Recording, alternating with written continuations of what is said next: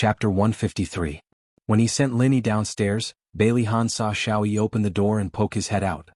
His eyes flashed as soon as he saw them. He quickly returned to his room and closed the door with a bang. How could he get rid of his psychological barrier? Bailey Han rubbed his eyebrows and thought. Bailey Han told the whole family about Lin Yi's suggestion. They resolutely carried out a series of measures. They never mentioned the kidnapping and took extra care of Xiao Yi. Bailey Han didn't go to the company either. He accompanied him every day. Lu Zihao reported to him on the phone and important documents were sent home for his approval. He and little Wingzi bathed Lil P together. Because the young master had no experience in bathing pets, Lil P became uncomfortable. Lil P shook its fur angrily, causing the two of them to be drenched in water. With their faces full of water droplets, they went upstairs to change their clothes with the same serious expression. The servants who were hiding and peeking all covered their mouths and laughed wildly. They sat cross-legged on the floor and played video games or go together. Bailey Han also taught Xiao Yi how to swim, how to shoot darts, and took him to ride the roller coaster. In short, he would bring little Wingzi along to experience any games that children played. At night, when he was lying in bed, he would take out books such as How to Play with Children and How to Be a Good Father from under his pillow and study them. The results of playing with his son were obvious. His son no longer avoided his gaze and would smile brightly at him. He was no longer like a little old man with a straight face all day. Unfortunately, his son still refused to speak. He had the patience to cure his son, but Lu Zihao couldn't take it anymore. Lu Zihao was about to cry. It had been a whole week. As the CEO of Xinghao Group, he didn't go to the company but stayed at home with his son. There were a lot of rumors in the company and a lot of problems had piled up in various departments. CEO, please hurry back to the company. Lu Zihao almost hugged Bailey Han's leg and cried. I know I'll go to work tomorrow. Bailey Han knew that it wasn't easy for Lu Zihao to withstand the pressure from the board of directors for so long. Bailey Han thought for a while and called Xiaodong. Xiaodong, I have to go back to work tomorrow. Can you bring Xiaobao over to visit Xiao Yi? Is it inconvenient? Madam doesn't seem to want us to contact with Xiao Yi.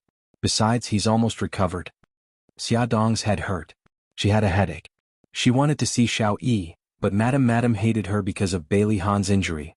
Would she still allow her to bring Xiaobao to visit Xiao Yi? Moreover, she didn't dare to see Xiao Yi. Han didn't want to see him again. I'll take care of Grandma. It's precisely because little Wingzi has already made great progress that I don't want to fail at the last step. With little treasure here, I'm very relieved. His voice was calm and rational, without a trace of selfishness, causing her to gradually lower her guard. Okay then, if you can convince Madam. Wait for my news. This time it wasn't difficult to convince Madam. She only had one condition. You've neglected Yunxian for so long. No matter how angry you are, it's time to let it go. If you want me to agree, that's fine. From today onwards, you and Yunxian will resume contact. You're not allowed to refuse her calls and you're not allowed to shut her out. Okay, no problem. It was just resuming contact. This was simple. Madam wasn't easy to deal with. Call her right now and invite her over for dinner tonight. Okay. Bailey Han's expression was indifferent. After dialing the number, he calmly said the invitation. Su Yunxian was naturally ecstatic. She thought that Bailey Han was the first to extend an olive branch, which meant that he had forgiven her. Of course, she happily accepted the invitation. Grandma, I've already made the call.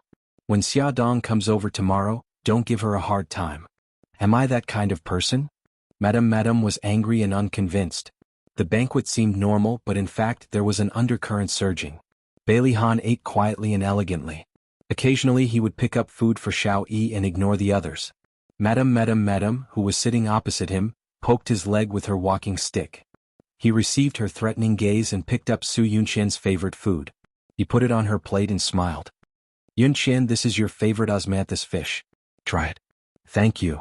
Su Yunxian smiled faintly and used her chopsticks to pick up his favorite pork ribs. Before her arm reached his plate, Xiao Yi suddenly slammed her chopsticks on the table. She was shocked and her chopsticks shook. The pork ribs flew into Bailey Han's arms. Everyone's gaze shifted to them. The servant hurried forward and wiped Bailey Han's face. Han, I'm sorry. Her cheeks were burning. She had never lost her composure in front of so many people. It's okay. I'll go upstairs and change. Bailey Han pushed his chair away and stood up. Xiao Yi acted as if nothing had happened. She picked up her chopsticks and ate quietly. Su Yunxian gritted her teeth so hard that they were about to shatter. That damn brat, he must be doing it on purpose. How did old Mo and his group of trash kill him last time? He was like a bomb, constantly reminding her that her weakness was in his hands, and he could destroy her at any time. What did she have to do to shut him up forever? The next day, Xia Dong brought Xiao Bao to Bailey's old residence. She had already prepared herself for people to roll their eyes at her, but she didn't expect the butler to be so nice to her. Xiao Bao went upstairs and was not as lively as usual. He leaned over to Xiao Yi's ear and chattered non-stop. He silently squatted in front of Xiao Yi and looked her up and down with his clear eyes. Xiao Yi felt uncomfortable under his stare. Xiao Bao suddenly said, "Bailey Yi, do you know that sometimes I really hate you to death?" Xiao Yi's small body stiffened. Sure enough, everyone hated him because of that incident. Xiao Bao hit his forehead hard. "You're really annoying. You obviously know how to talk, but you don't say it. You make everyone so anxious. Even my mommy cried a few times because of you." That woman cried because of him? It seemed like something she would do. When she was kidnapped, she even took a bullet for him. It wasn't unusual for her to cry because of him. Xiao Bao saw that he was in a daze and snorted coldly. "Let me tell you, don't think that my mommy is pretending just to get close to your daddy. My mommy doesn't want to get close to him. If it wasn't for Gigai. Forget it, I won't say so much to you." "Gigai?" Xiao Yi suddenly turned her head and stared at Xiao Bao. "What's wrong with Gigai?" "Oh, you're finally willing to talk." Xiao Bao glared at her angrily. "Gigai is my sister. Why are you so concerned about her?" Xiao Yi choked on his words. Her round face puffed up and her eyes sparkled. She paused for a few seconds and said, "She's my friend. It's natural for me to care about her." Who was the one who poured a drink on Gigai and caused her to fall ill? Xiao Bao was very vengeful. He would remember anyone who dared to hurt the people he cared about for the rest of his life. "I was wrong at that time. I apologize." Even though Xiao Yi was apologizing, she still looked insufferably arrogant. "Can you tell me now what happened to Gigai? Also, why did a drink cause her to fall ill? What's wrong with her?" Xiao Yi's eyes had a sharpness that didn't match her age. She caught the information that Xiao Bao had inadvertently revealed in his words. Xiao Bao rolled his eyes and sat across from him. Crossing his short legs, he said, "I can tell you, but you have to tell me who your mommy is first." Xiao Yi's expression darkened. "I don't know either. She passed away right after I was born." "Have you seen her picture?" He lowered his head sadly. "No, I don't know what she looks like." "How did your mommy pass away?" Xiao Yi clenched her fists and gritted her teeth. "They said that she eloped with someone and got into a car accident, but I don't believe them. I think she's still alive." Xiao Bao didn't know how to comfort him. He patted his little shoulder and changed the question. "Bailey, how old are you this year?" Xiao Yi stared at him. "Why are you asking this?" His mind jumped too quickly. "Don't worry about it. Just tell me the answer." Xiao Bao had always been brooding over the fact that Bailey Han had abandoned the three of them and had a child with someone else. Therefore, he really wanted to find out who Bailey Han had given birth to Bailey Yi and when he had started to betray his mother. Xiao Yi thought of his condition and answered reluctantly, 4.5 years old. Xiao Bao's pupils shrank. He and Xiao Guai were also 4.5 years old. Bailey Han, that bastard, was actually fooling around with another woman when his mommy was pregnant. He was so angry. He gritted his teeth and asked, "Then what's your birthday?" "The 6th of February. Xiao Bao was petrified. The 6th of February. His and Xiao Guai's birthdays were also on the 6th of February. Boo-hoo, he was going to kill that bastard Bailey Han. No one was going to stop him. Xiao Bao suddenly jumped up from the ground. With a fierce expression, he walked out without a word. Xiao Yi was dumbfounded and called out to him, "Hey, where are you going?" Xiao Bao turned around and bared his teeth sinisterly. "I'm going to kill Bailey Han." Xiao Yi was stunned at first. Then he held his stomach and laughed heartily. Still not satisfied, he lay on the ground and copied Xiao Bao's old actions. He rolled and laughed like a happy puppy. Xiao Bao's face darkened. He was actually being laughed at by this annoying guy. The corners of his mouth twitched. "Stop laughing. Ha ha ha ha." Xiao Yi seemed to want to make up for all the laughter he hadn't used in the past 4 years. He rolled around on the ground happily. Xiao Bao was completely enraged. His eyes were round and round. "Fine, keep laughing. Don't think that I'll tell you about Xiao Guai." Xiao Yi stopped laughing and turned around to sit up. He raised his little chin and his eyes were full of disdain. "Xiao Bao, you're not a man. You don't keep your word. I despise you." Beauty novel Song Shu 566. Chapter 154. Xiao Bao raised his eyebrows, a mischievous glint in his black eyes. I'm not a man, I'm a child. This time it was Xiao Yi's turn to grit his teeth in anger. Xiao Bao, you cheated. All's fair in war. Bailey, I'm sorry. Xiao Yi's eyes widened. He seemed to have thought of something and suddenly curled his lips. It's okay if you don't tell me. I'll find out myself. Take your time. Xiao Bao shrugged nonchalantly. If you have the ability to find out, it'll prove that what I said is true. Xiao Yi snorted. Don't worry. After I find out, I'll tell great-grandmother about it so that she won't have to worry. He could tell that great-grandmother didn't like Xia Dong either. It was as if she was afraid that she would steal Daddy away. Xiao Bao glared at him. You win. So, are you willing to tell me the truth now? Xiao Yi crossed his arms arrogantly. Xiao Bao glared at him fiercely. I can tell you, but you have to swear on your mommy's name that you won't tell anyone about this. If you break your oath, your mommy will never be reincarnated. Xiao Yi said angrily, that's too cruel of an oath. Xiao Bao shrugged. As long as you don't break your oath, everything will be fine. Xiao Yi was conflicted. In the end his curiosity won out. He gritted his teeth and said, I swear that I won't tell anyone about what you told me. Otherwise, my mommy will never be reincarnated. Okay, you can tell me now. Very good. You have to remember your oath. Xiao Bao patted his shoulder in satisfaction. This is what happened. Xiao Bao only talked about his sister's illness and how his mother had no choice but to give birth to a child with the same blood as Gigai to save Gigai.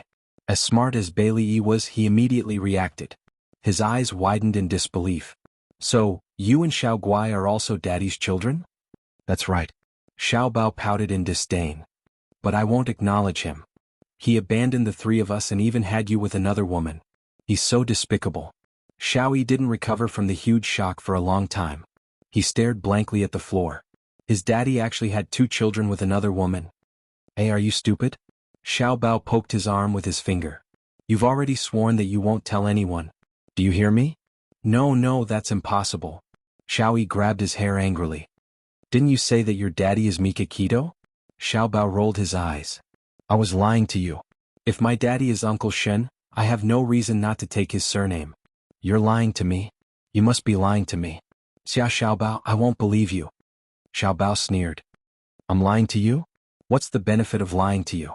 Let me tell you, I've never liked you because your mother seduced Bailey Han and made him abandon my mother. No, that's not it. My mother isn't that kind of person. Daddy must know my mother first. Xiao Bao, you're not allowed to speak ill of my mother. Humph, whether you believe it or not, that's what happened. Xiao Bao didn't back down and stared into his eyes. Xiao Yi rushed up angrily and grabbed Xiao Bao's collar. The 2 little guys wrestled with each other. Bailey, I'm warning you. Don't hit my face. Xiao Bao, don't grab my hair. Let go of me. The 2 of them fought for more than 10 minutes before they finally got tired. They grabbed each other's necks and lay on the floor, panting. Bailey, let go. You let go first. Let's let go together. I'll count to 3. Xiao Bao counted to 3, but the 2 sly guys didn't let go. They were still grabbing each other's necks. If you don't let go, I'll suffocate to death. I'll count to 3 again. Okay, Xiao Bao, don't play any more tricks. Xiao Bao's little face was red from suffocation. He counted to 3 again. This time the 2 of them let go at the same time. They were panting and staring at each other with eyes that said, I can't wait to bite you to death. The 2 little guys were injured. Xiao Bao took a punch to the cheek. Xiao Yi's hair was a mess, and there was a bunch of hair on the floor that had been thrown away. Their clothes were messy and they were in a sorry state. After a few minutes, the 2 of them calmed down. Xiao Yi was still immersed in the huge blow. She gritted her teeth and said, if you and Xiao Guai were Daddy's children, wouldn't you want to acknowledge him? Xiao Bao sneered, I won't acknowledge someone who abandoned me. As for Xiao Guai, she doesn't even know who Daddy is. She also doesn't know what illness she has. So don't let it slip in the future. Xiao Yi was stunned. After a while she asked, is Xiao Guai's illness serious? Xiao Bao's expression became serious. It's serious. It's very serious. Otherwise, my mommy wouldn't have been so desperate to get close to your daddy. Xiao Yi fell silent. She turned her back to Xiao Bao and curled her little body up. She still couldn't accept this. Xiao Bao suddenly felt sorry for her when she saw how lonely she looked. She hesitated for a few seconds, reached out and patted her on the shoulder. She said softly, "Don't worry. Xiao Guai and I won't fight over your daddy. Just pretend you never heard about this. But you have to treat my mommy better in the future. Even if it's because she's been so nice to you, you have to treat her a little better." Xiao Yi hugged his knees tightly and curled himself into a ball. His clear eyes gradually became misty. He bit his lip tightly and held back the tears that were about to come. "Bailey, I'm leaving. Don't pretend to be autistic. Hurry up and get better. Don't let your family worry anymore." Xiao Bao got up from the ground and looked down at him like an adult. "How did you know I was pretending?" Xiao Yi's voice was a little choked up. Xiao Bao rolled her eyes. "Did you forget that I worked with you and asked you to pretend to be sick? Who knew that you were such a genius that you pretended to be autistic? Although you pretended to be autistic, I knew you had an ulterior motive. So, I observed you and found a small loophole." "What loophole?" "It's because you treated me differently." Speaking of this, Xiao Bao became angry. "The last time I brought Gigai to see you, you gave Gigai the pastry she liked, but you gave me the peanut butter that I hate. You must have done it on purpose. Which autistic child would be so scheming?" Xiao Yi was silent. He was right. "I did do it on purpose." Xiao Bao walked to the door and suddenly heard Xiao Yi's muffled voice from behind. "Why is your mommy so nice to me?" Xiao Bao blinked his large eyes. "My mommy is kind. My mommy said that you are a child without a mommy. Although you have a bad temper, you are actually very pitiful. You yearn for a mother's love and friends, so she treats you very well." He snorted. "She treats you so well that even I, her biological son, am jealous." Xiao Bao spoke casually, but Xiao Yi listened attentively. His body stiffened and his heart started to beat wildly. A bold idea popped into his mind. He was so excited that his voice trembled. Xiao Bao, is it possible that she is actually my mommy too?" Xiao Bao's delicate eyebrows shot up. He widened his eyes and said angrily, "What do you mean? Are you trying to steal my mommy?" roared this damn annoying person. "Did he eat a leopard's guts?" "No." Little Wingzy abruptly sat up, his eyes flashing with fanaticism. "How old are you? When is your birthday?" Xiao Bao's eyes narrowed. "Same as you. 4.5 years old. My birthday is on the 6th of February. Xiao Yi suddenly rushed over and placed both hands on his shoulders. "Isn't it obvious? We were both born on the same day. She cares about me and even took a bullet for me. If she isn't my mommy, why would she do that?" "What did you say? My mommy took a bullet for you?" Xiao Bao was shocked. His eyes widened in disbelief. "No, that's impossible," Xiao Yi nodded vigorously. "When we were kidnapped, she stopped the kidnappers from hurting me many times. Also, I keep feeling that there's something wrong with the way she looks at me. It's like she's very sad." "No, I don't believe it." Xiao Bao had always believed that Bailey Han abandoned his mommy and had Bailey Yi with another woman.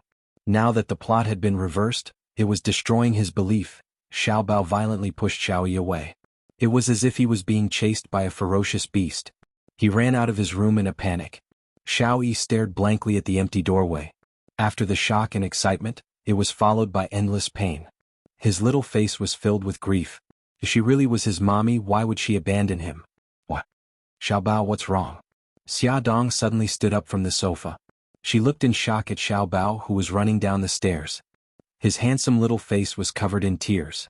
Xiao Bao threw himself at her. She quickly bent down and picked him up. "Baby, what's wrong? Are you feeling unwell? Quick, tell mommy." Xiao Bao looked at her anxious expression and burst into tears. She had never seen him cry so sadly. Her heart ached as well. She stroked his weak back to comfort him. "Baby, it's okay. It's okay. Mommy is here. Mommy will take you home." She lovingly kissed her son's forehead. Ignoring the servant's curious gazes, she smiled apologetically at the butler. "I'm sorry. Baby isn't feeling well. I'll take him home first." The butler thought that Xiao Bao had an argument with his young master. He bowed politely. "Miss Xia, young Master Qi, please take care." Xia Dong carried her son and left. She didn't know that Xiao Yi was standing at the top of the stairs, looking at their backs with an expressionless face. Xiao Bao curled up in her arms. He was crying so hard that his tears soaked her clothes. She placed him in the front passenger seat. She pulled out a tissue and gently wiped the tears from his face. She said gently, "Baby, tell mommy what happened." Xiao Bao gradually stopped crying. He raised his little face. His large eyes were still filled with tears. "Mommy, is Xiao Yi also your child?" Ad Hongcha 866. Chapter 155. Xiao Bao gradually stopped sobbing. He lifted his little face and his big eyes were still filled with tears. Mommy, is Xiaoyi your child too? Xia Dong's breathing instantly stopped. Her beautiful eyes were instantly filled with shock. She fiercely pinched her palm before she found her voice again. Xiao Bao, why would you have such a strange thought? Then why did you take the bullet for him? Xiao Bao's face was filled with grief and indignation. Xia Dong pursed her lips and tried to calm herself down. He's a child and mommy is an adult. It's normal for adults to protect children. Is that really the case? His dark eyes stared straight at her as if he wanted to look into the depths of her heart. Of course. Why would mommy lie to you? Xia Dong laughed dryly and patted his head. Don't let your imagination run wild. Let's go home. She started the car and looked straight ahead. She focused on driving as if nothing had happened. Xiao Bao's heart was filled with suspicion. He was not a 3-year-old child who could be fooled so easily. He had caught his mommy's flash of panic just now. He would definitely find out the truth. It was midsummer and the weather could change at any moment. It was a poisonous day when they left the old Bailey mansion. They had just reached the foot of the mountain when it suddenly started raining heavily. The rain splashed against the car window. Xia Dong slowed down the car and glanced sideways at Xiao Bao, who was staring out the window in a daze. Baby, did Xiaoyi speak today? Xiao Bao had already begun to suspect that his mommy was also Bailey Yi's mommy. When he heard that she was concerned about him, the suspicion in his heart intensified. He was very upset and said angrily, she did. It's a good thing that she spoke. Xia Dong smiled, but then she thought about how Xiao Bao ran down the stairs crying. Could it be that even Xiaoyi knew? Worry surfaced in her heart again. Her phone suddenly rang. It was a call from Mika Kito. Hello, Brother Shin. Mika Kito stood in front of the floor-to-ceiling window in the office and looked at the pouring rain outside. Her expression was a little heavy. Are you home now? It's raining heavily outside. Not yet. We just reached the foot of the mountain in the villa area. Brother Shin, is something the matter? Xia Dong noticed that his tone was a little heavy. Mika Kito rubbed her eyebrows. Something happened in Japan. I need to go back to deal with it. Xia Dong frowned. What's going on? Is it serious? Sumiyoshi Kai and Inagawa Kai have recently stolen a lot of Yamaguchi-gumi's business. I heard that Inagawa Kai has also smuggled a large number of drugs from Vietnam. They want to invade Yamaguchi-gumi's sphere of influence.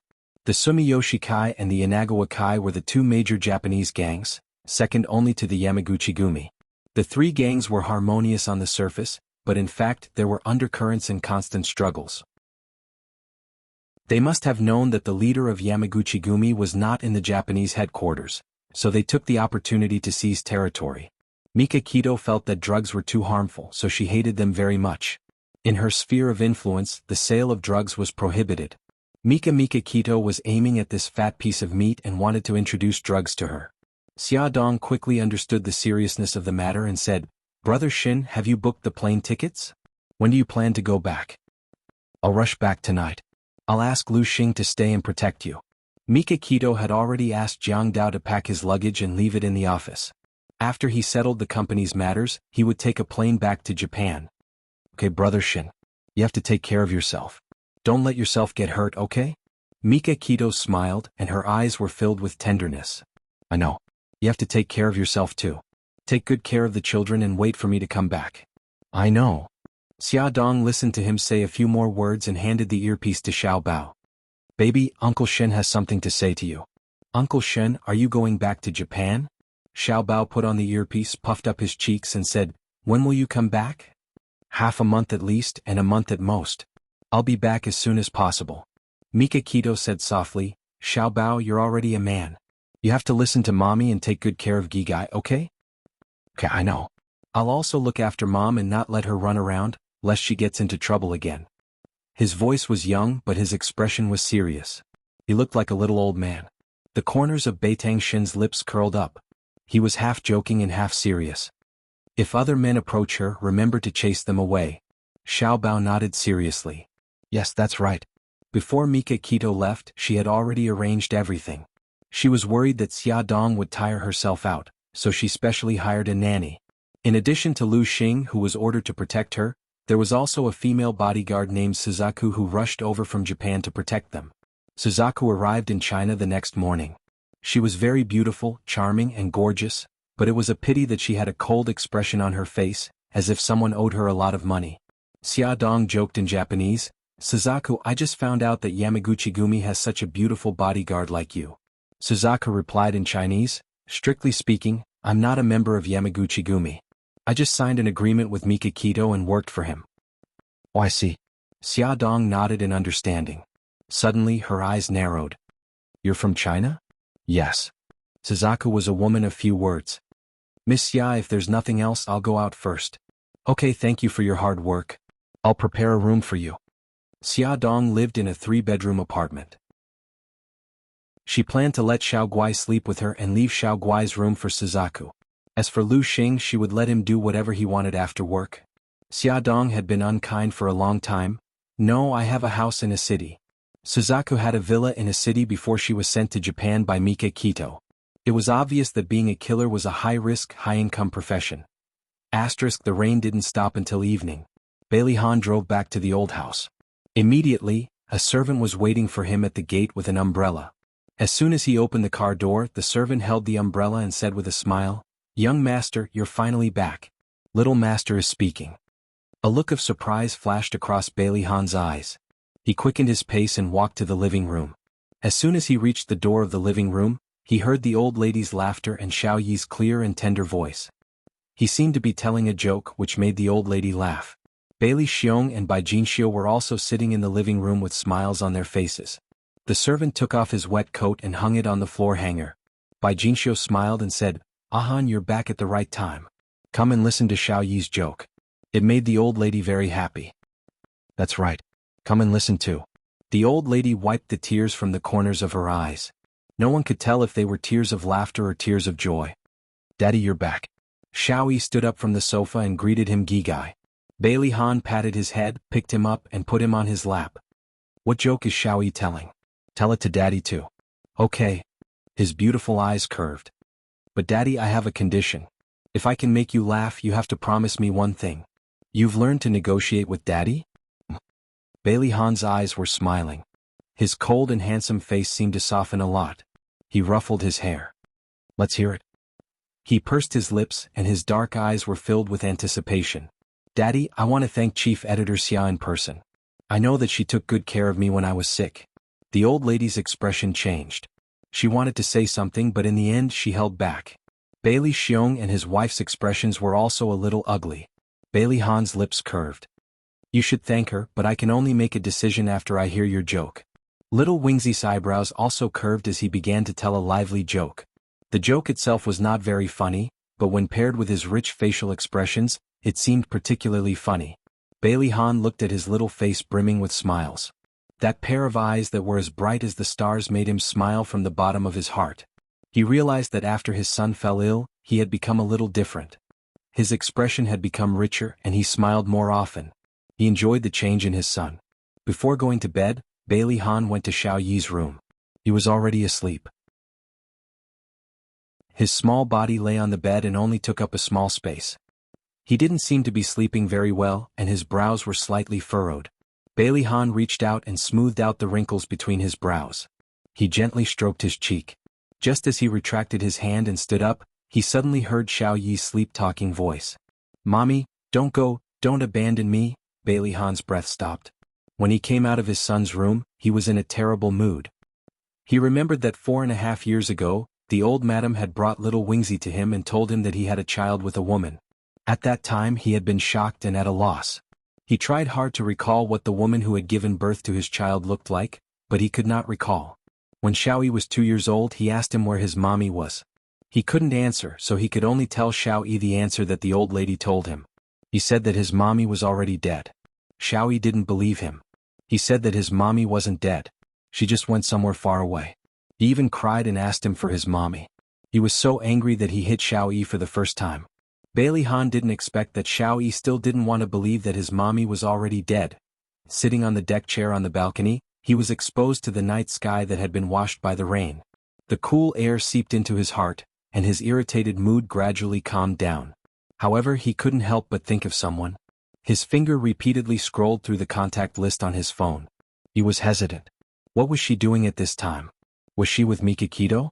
Bailey Han rubbed his brows. He persuaded himself that he called her for business. He just wanted to tell her that Xiaoyi wanted to see her. "Hello, Bailey Han?" Her voice was very soft and comfortable to listen to. Add Xingwu 799.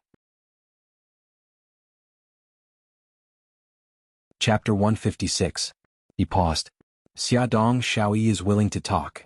She smiled happily. "Congratulations." He smiled. "I'm very grateful for everything you've done. Xiaoyi is also very grateful. He wants to thank you in person. When are you free? I'd like to treat you to a meal." "Well?" Xiaodong glanced at the little guys who were playing games on the sofa. "It's okay. We didn't do anything." His voice was low. "Don't misunderstand. I don't mean anything else. If Mr. Beitang is willing to come, I'd be honored." Xiaodong knew that he had misunderstood. She quickly said, "No, Brother Shin went to Japan. He won't have any objections. I just don't think there's a need." She slapped her forehead gloomily. Xiao Bao was already suspicious. Maybe Xiaoyi was also suspicious. She just wanted to fade out of Xiao Yi's sight temporarily. "I insist. Xiaodong, don't reject me."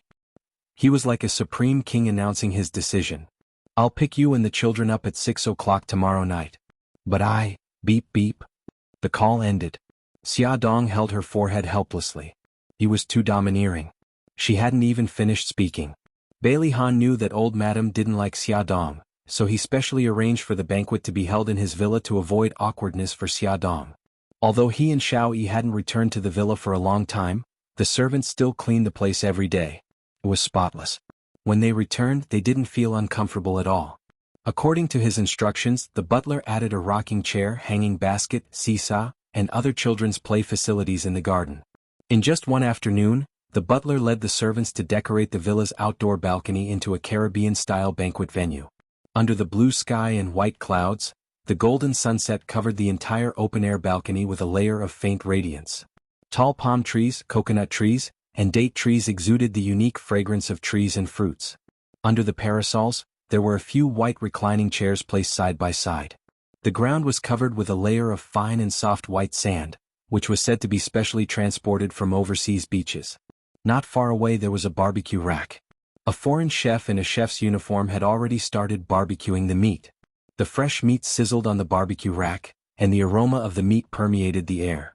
A violinist stood by the railing, his back facing the setting sun as he played a melodious tune. Bailey Han was wearing a white tuxedo, and Xiaoyi was also wearing a white suit. When the father and son stood together, they looked exactly the same and were both extraordinarily handsome. Everything was so charming. The moment Xiaodong and the children stepped onto the balcony, they were immediately mesmerized. Xiao Guai's little face was red with excitement. He covered his face and screamed, "It's so beautiful! Mommy, it's exactly like the beach." Xiao Bao didn't say anything, but from his sparkling eyes, it was obvious that he liked it. Xiaodong smiled faintly. "It's very beautiful. We like it very much." She was wearing a bohemian-style long dress. It was sleeveless and cinched at the waist, and the hem of the dress flowed elegantly. It was extremely compatible with the sunny beach. A gentle breeze blew and lifted her long hair. She raised her chin slightly, feeling the comfort of the breeze. Her side profile looked tranquil and beautiful under the sunlight. She smiled. "Bailey Han, I also brought a guest over. I hope you don't mind." The guest Xiaodong was talking about was Suzaku, who was standing behind her. She didn't want to let Suzaku follow them, but she insisted. She said that it was Mika Kito's orders. She had to follow them when they went out, even when they went to buy groceries. Bailey Han raised his eyebrows in surprise. "Suzaku? I didn't expect you to work for Mika Kito now." Suzaku was expressionless. "I admit defeat." Bailey Han's thin lips curved. "Your master ordered you to follow Xiaodong at all times, including when she goes on dates?" Suzaku glanced at him indifferently. "Mika Kito is worried that someone has kidnapped Miss Xia." Xiaodong wiped her sweat and quickly smiled. "Suzaku, since you're here, don't just stand there. Do whatever you like. I think Mr. Bailey won't mind, okay?" She looked at Bailey Han for help. Bailey Han shrugged. "Of course he won't mind. Miss Suzaku, please make yourself at home." The last golden ray of the setting sun slid past the horizon. They were either lying or sitting on the beach, enjoying the delicious food and listening to the melodious music. It was as if they could hear the sound of the waves. The cool breeze blew gently and it was extremely comfortable. Bailey Han held orange juice in one hand and red wine in the other. He sat on the recliner beside her and handed her the orange juice. There was a gentle smile on his face. Let me toast to you. Thank you for taking care of Xiaoyi these days. You can't drink alcohol, so orange juice can replace it. I didn't do anything. You don't have to be so polite. Xia Dong clinked her glass with his and smiled as she took a sip of the orange juice in her glass. Bailey Han tilted his head and looked at the three little rascals playing in the rocking chairs in the distance. He chuckled and said, "They are getting along very well now. I'm very happy that they have become friends. There is a kind of friend that is called, no discord, no concord. Xiaoyi and Xiaobao are like that." Xia Dong looked at them laughing and her heart softened. Her eyes were as bright as the stars and there was a charming smile on her face. Bailey Han's gaze fell on her. She was very beautiful when she smiled. Her eyes were curved like beautiful crescent moons. Her eyes were clean and clear without any impurities. Her happiness seemed to be very simple. As long as the children were happy, she would be happy too. She was very rational when she was working, but sometimes she would be silly when facing him. He couldn't help but want to get closer to her. Xia Dong received his passionate gaze. She touched her hair uncomfortably and smiled. "I'm going to see the children." She put down her glass and got up to leave. He suddenly grabbed her wrist. Her body stiffened and she didn't dare to look back. His voice was low and hoarse. "Xia Dong, who is the father of the children? Is it Mika Kito?" Xia Dong lowered her head. "Is the answer very important?" "It's very important to me." If it was Mika Kito, then he had no chance at all. He waited for her verdict. His heart was thumping. She closed her eyes and said slowly, "No." His throat bobbed. "Then who is it?" "He's no longer around." He tightened his grip on her wrist and pulled her into a warm embrace. Suzaku, who was sitting at the side quietly eating barbecued meat, put down her plate and stood up vigilantly. Her sharp eyes stared at Bailey Han. If he did anything out of line, she would not hesitate to take action. Bailey Han ignored her and said in a low voice, "Who is the father of the children you're carrying now?" Xia Dong smiled. "This time it's Mika Kito." "No, I don't believe it." He pinched her chin and forced her to look into his eyes. His eyes were dark and deep, just like the sky before a storm. He lowered his voice with a hint of anticipation. "We've done it twice in total. I didn't use any protection on both occasions." She interrupted him. "No, it's not yours." The blood drained from his face. All his fantasies were shattered. She laughed self-deprecatingly. "That's right. What you're seeing now is the real me. I'm a promiscuous woman who's two-timing. You can use any word you like. Stop talking." He suddenly covered her mouth. There was a cold anger in his eyes. "I'm too stupid. This matter ends here." He used so much strength that it hurt her face. However, she did not make a sound or struggle. She only looked at him quietly. Her pair of clear and bright eyes were devoid of sorrow, joy, anger, and displeasure. His heart was filled with grief and indignation. Why did he still have hope? Why did he end up humiliating himself? Suzaku said coldly, "Bailey Han, let go of Miss Xia. You're not allowed to bully my mommy. Let go of her." Xiaobao realized that there was something wrong with the adults here. She jumped down from the rocking chair and rushed over without thinking. She kicked Bailey Han's long legs fiercely. Bailey Han slowly released his hand. His face was dark as he left the balcony without a word. He was in a terrible mood and needed to be alone to get some fresh air. With the crisis resolved, Suzaku sat down and continued to enjoy the food and wine. "Mom, are you all right?" Xiaobao nudged Xia Dong, who was frozen on the spot, worriedly. "I'm fine." Xia Dong revealed a smile and sat down on the rocking chair. Xiao Yi also ran over and pointed at the fruit platter on the table. "Chief Editor Xia, the servants just delivered these fruits. What do you like to eat? I'll get it for you." He looked so cute in his white suit. Xia Dong couldn't help but pat his head. She smiled and said, "Thank you, Xiao Yi, but there's no need. I'm already full." "Brother, come over quickly. There's a little bug on the rocking chair. I don't dare to get down." Xiao Bao and Xiao Yi both ran away, leaving Xiao Guai alone on the rocking chair. She cried out pitifully, "Gigai, don't be afraid. I'll be right there." Xiao Bao ran away quickly. Xia Dong stood up and wanted to follow, but Xiao Yi suddenly grabbed her finger. There was a sweet smile on her little face. "Chief Editor Xia, I see a strand of white hair on your head. Can I pluck it out for you?" "Ah? White hair?" Xia Dong was shocked. Was she that old? "Yes, Auntie. You're a little shorter." I'll pluck it out for you. Xia Dong glanced at the rocking chair. Xiao Bao should have already removed the bug. Xiao Guai jumped down from the rocking chair. The siblings walked over hand in hand. Okay. Then I'll have to trouble you. Xia Dong squatted down and lowered her head. She felt a pair of small hands caress her hair. Then she felt a sudden pain. Are you done? She asked. Yes, I'm done. Xiao Yi quickly plucked it out and put it in his pocket. She looked up. Xiao Yi, let me see. Xiao Yi had already taken out a strand of white hair from his other pocket. He handed it to her. Actually, he picked it up from his great-grandmother's room. Attention Hongcha 866.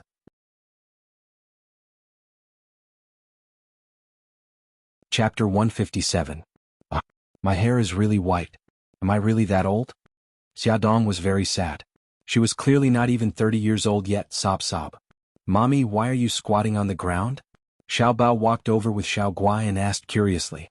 Bao Bao Gigai, Mommy's hair is already white. If Mommy becomes an old woman, will you still love Mommy? Xia Dong hugged her children sadly and rubbed against them. Xiao Bao's face turned green. Mom, it's normal to have white hair. Look at the young man's white hair. He's still a teenager and he already has white hair. It's your fault for overusing your brain. When we go back, I'll research a diet to nourish you. I'm sure you'll be rejuvenated. Well, that's true. But you haven't answered my question. When I become an old woman, will you despise me? Will you be like those unfilial children in the news and chase old grandpas and grandpas out of the house? Xia Dong seized the opportunity to instill the traditional virtues of filial piety. Xiao Bao rolled his eyes. Mom, I told you it's not good to watch too much TV. Look at you. You're still young and you're already suffering from paranoia. How scary. Xiao Guai's soft body wriggled in Xia Dong's arms. Mommy, don't worry. Even if you become an old woman, my brother and I won't despise you. Xia Dong was so happy that her eyes turned into crescents. Xiao Yi was almost petrified. Was this childlike woman really Xia Xiaobao and Xiao Guai's mommy? And could she really be their mommy? He couldn't help but touch the hair hidden in his pocket. It would only take a week for the paternity test results to come out and he would know the answer. Bailey Han went downstairs to the living room. He leaned on the sofa and rubbed his brows. Suddenly, the landline beside him rang. As soon as he picked up the call, old Madame Gu's unhappy voice came through. Han, you're in such a hurry to move back to the villa with Xiao Yi because you want to invite Xia Dong to a banquet, right? Grandma, Xia Dong has helped us a lot. You also agreed to let Xiao Yi thank her in person. Madame Dowager said angrily, I agreed, but I meant to invite her to the old mansion and make it clear in front of the whole family. Now you've secretly invited her to your house. If Yunqian finds out, what will she think? Bailey Han pressed his throbbing veins. Grandma, I've already broken up with Yunqian. No matter what I do in the future, I don't have to care about what she thinks. Break up? When did this happen? The old madam was shocked and angry. It's been more than half a month. The sound of something breaking came from the other end of the phone. Old madam was so angry that she was trembling all over. Bailey Han, you've grown up and I can't control you anymore, right? Why are you only telling me such an important thing now? Bailey Han held his forehead. Grandma, don't be so agitated. I just think that this is between me and her. There's no need for you to worry about it. Is this between the two of you? This is between the Bailey family and the Su family. Bailey Han, go back to the old mansion immediately and make things clear. Bailey Han lowered his voice. Grandma, I still have guests now. I'll go back early tomorrow morning, okay? No, you have to come back now. The more she thought about it, the angrier she became. It's because of Xia Dong that you've become like this. I'm telling you, you're not allowed to have any contact with her in the future. Come back quickly. Grandma, Bailey Han still wanted to persuade her, but Madame Dowager clutched her chest and cried out in pain. Bailey Han, you unfilial grandson. Are you trying to anger me to death? Ouch, my chest hurts so much. Bailey Han had a headache. Okay, I got it. Grandma, don't hurt anymore. I'll go back as soon as possible. Madame Dowager was the absolute leader in the family. No one dared to disobey her, including Bailey Han, who was very filial to her. Bailey Han returned to the balcony.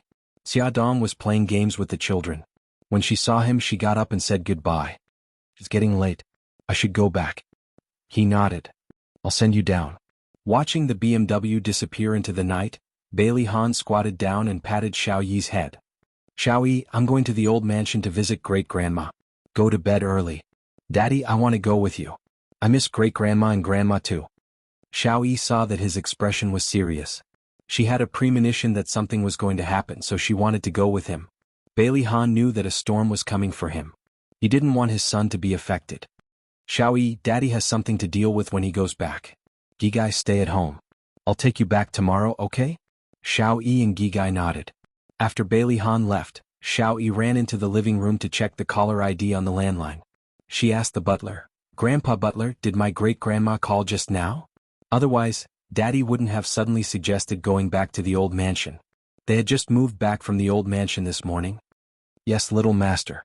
What did they talk about? Xiao Yi's big eyes were filled with eagerness and anticipation. Grandpa Butler, you were in the living room just now. You must have heard it, right? This.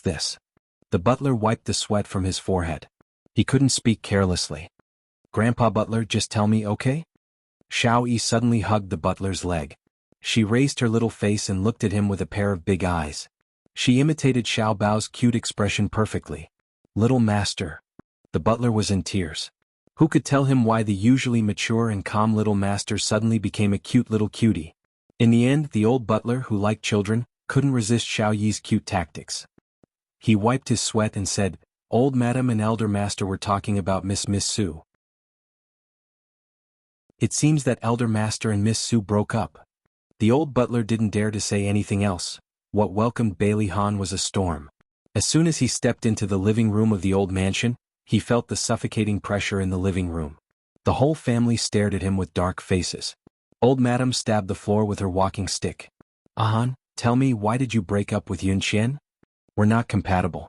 After all, Su Yunqian was the woman he had loved for many years. Even if she had made a mistake, he didn't want his family to hate her, so he didn't tell them the real reason. Not compatible? Bai Jinxiu couldn't help but raise her voice. You've been together for 6 years. You betrayed her back then and had Xiao Yi with another woman. Not only did she not break up with you, but she also magnanimously helped you get back on your feet. Don't you remember? Now you want to break up with her because of a simple, "we're not compatible"? How can you face her? Bailey Han's eyes darkened. A few years ago he had a car accident. Not only did he lose his memory, but his legs were also seriously injured. He almost couldn't stand up. It was Yun Qian who accompanied him for 6 months of rehabilitation before he could stand up again. In the bottom of his heart he was full of gratitude and trust for her. It was because of his deep love that he blamed her. When he found out that his perfect lover had become a woman full of lies and unscrupulous in order to achieve her goals, his heart hurt more than anyone else. He was silent. Bailey Xiong was furious. He slammed the table and scolded sternly, "Han, how can you face the Su family by doing this? What will outsiders think of the Bailey family?" Bailey Han's heart sank. He stared sharply at his father. "Others can blame me, but you don't have the right to do so. The one who humiliated the Bailey family is not me, Bailey Han, but you. Back then, who didn't know that the young master of the Bailey family had a mistress outside and even brought his illegitimate child home? Even now, Lu Xiaoxiao was still living in the villa he bought for her. You unfilial son." Bailey Xiong was so angry that his blood pressure rose. He pointed at him with a trembling finger. "I'm telling you, as long as I'm alive, you must marry Yun Qian." "Impossible." Bailey Han spat out these 3 words coldly. The elders were so angry that they were about to vomit blood. The old madam tried to suppress her anger. She raised her hand to stop Bailey Xiong from continuing. Her eyes were as sharp as knives. She stared at Bailey Han. "Han, tell me honestly. Did you break up with Yun Qian because of Xiaodong?" "No, this has nothing to do with her," Bailey Han said calmly. "Grandma, she's an outsider. Don't drag her into this." The old madam sneered. "An outsider? Han, I watched you grow up. You can't hide from my eyes. I know how special you are to her. I'll make it clear today.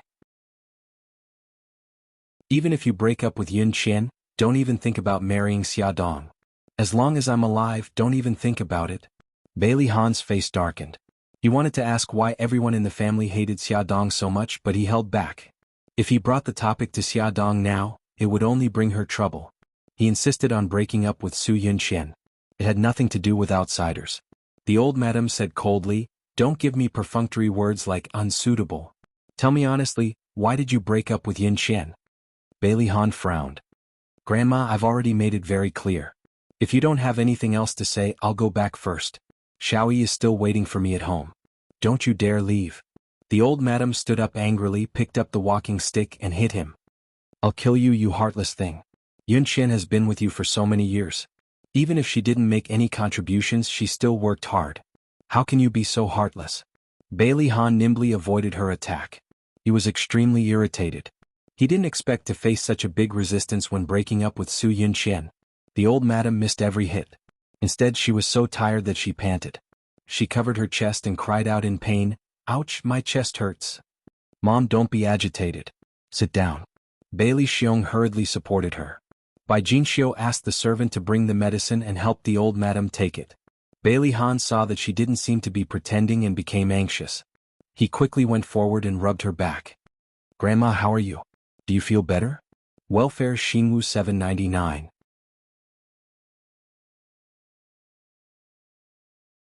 Chapter 158. The old madam took a deep breath and slapped him on the arm. Tears streamed down her face. "You brat, why are you always so worrisome? I thought that you would be more mature now that you're a father, but you still did something so infuriating." "Grandma, don't be agitated. Be careful not to hurt your body. If you're angry, take it out on me. I'm thick-skinned, so I'm not afraid of being hit." Bailey Han caressed her back and coaxed her. The old madam huffed. "What's the point of hitting you? If you really want to appease my anger, apologize to Yun Qian and reconcile with her quickly." Great-grandma, grandpa, grandma, daddy? No one noticed that Xiao Yi had suddenly appeared at the door of the living room. "Baby, why are you here?" The old madam quickly waved her hand. Xiao Yi walked in front of her and looked up pitifully. "Great-grandma, don't blame my daddy." "Baby, great-grandma isn't blaming your daddy. I'm just discussing something with him." The old madam carried him onto her lap and stroked his head. "How did you get here?" "I asked the chauffeur uncle to send me here. Great-grandma, I suddenly thought of something, so I came over. You won't blame me, right?" Xiao Yi leaned his head into her arms and said crisply, "Oh, you mischievous boy. How dare you come out of the house alone? Aren't you worried that great-grandma will blame you? Now you know how to worry." Her beloved great-grandson was acting coquettishly in the old madam's arms. Her anger subsided a lot. She pinched his soft cheeks and said, "What did you think of that made you come over?" Xiao Yi looked at the old madam innocently with his big eyes. His little face puffed up slightly, making him look very lovable. "I was thinking about how I rolled down the stairs that night." The old madam was shocked. "What happened?" Xiao Yi paused and said, "I accidentally heard Auntie Yun Qian talking to someone on the phone. The other party seemed to be called Godfather. That night, I went up the stairs with Auntie Yun Qian and I asked her who Godfather was. Auntie Yun Qian seemed to be in a panic. She told me not to talk nonsense. I lied to her. I said I knew who the Godfather was and she pushed me down the stairs." Xiao Yi's face was full of fear, and her small body trembled. She hugged the old madam's waist in fear. "Great-grandmother, I'm so scared." The old madam was shocked. She hugged him tightly and patted his back. "Xiao Yi, did you make a mistake? Why would Yun Qian push you down the stairs?" Xiao Yi suddenly raised her head. Her bright eyes were filled with tears and her face was full of fear. "Great-grandma, I didn't make a mistake. I didn't lie. She really pushed me down the stairs." "No, how could this be? How could this be?" The old madam couldn't believe it. Yun Qian had always been good to Xiao Yi. How could she do such a thing? If someone else said it, she definitely wouldn't believe it. But Xiao Yi never lied. Bailey Han's feelings were very complicated. He had always wanted to find out the truth about Xiao Yi falling down the stairs. But when he found out the truth, his heart hurt more than anyone else. Bai Jinxiu and Bailey Xiong were also shocked. Bai Jinxiu shook her head. "I don't believe it. Xiao Yi, did you lie because you didn't want Yun Qian to be your mommy?" "I didn't. Grandma, every word I said was the truth," Xiao Yi said angrily. Bailey Han rubbed his brows and said in a deep voice, "Mom, Xiao Yi didn't lie. That night, I heard Xiao Yi and Yun Qian's conversation at the top of the stairs."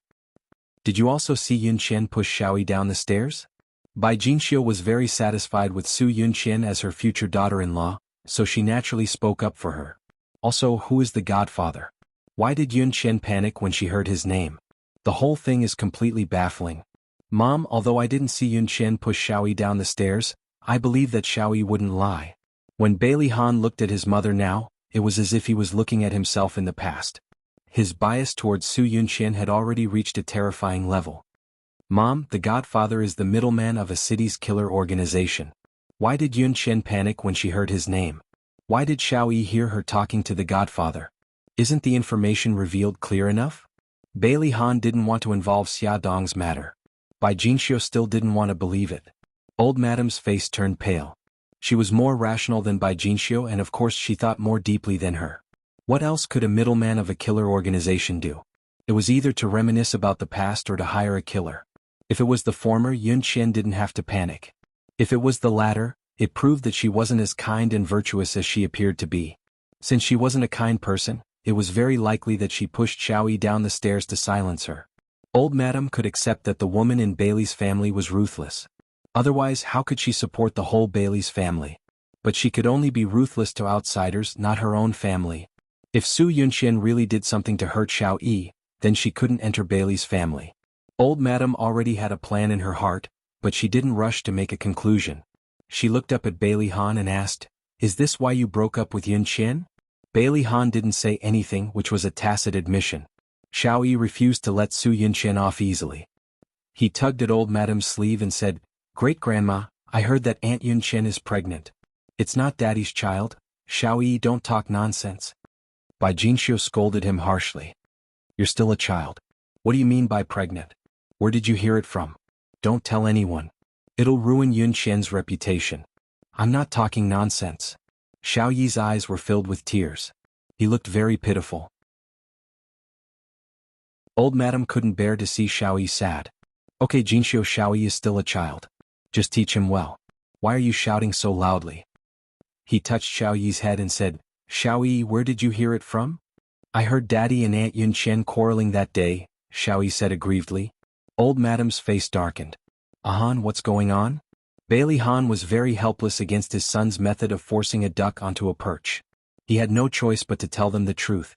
"This matter started 2 months ago. Actually, we didn't have sex. Her pregnancy was also fake." Bai Jinxiu had never heard anyone mention Su Yunqian's pregnancy until now. After hearing so much information all at once, she was shocked. Old Madam's heart became clear. Only then did she realize that Su Yunqian was not simple. She had said that she had a miscarriage at the hospital back then, probably to cover up the fake pregnancy. "How dare you hide this kind of thing from me?" Old Madam was disappointed in Bailey Han and even more disappointed in Su Yunqian. Bailey Han did not refute and said lightly, "Grandma, I've already made up my mind to break up with Yun Qian. Don't force me anymore." Old Madam suddenly looked a lot older. She sighed. "Forget it. A forcibly picked melon won't be sweet. Let it be." Bailey Han frowned. "Mom, how are we going to explain this to the Su family?" Old Madam pinched the space between her eyebrows. "Han and Yun Qian broke up half a month ago. The Su family hasn't said anything. I guess they don't know about Han's breakup either. Let's leave it at that for now.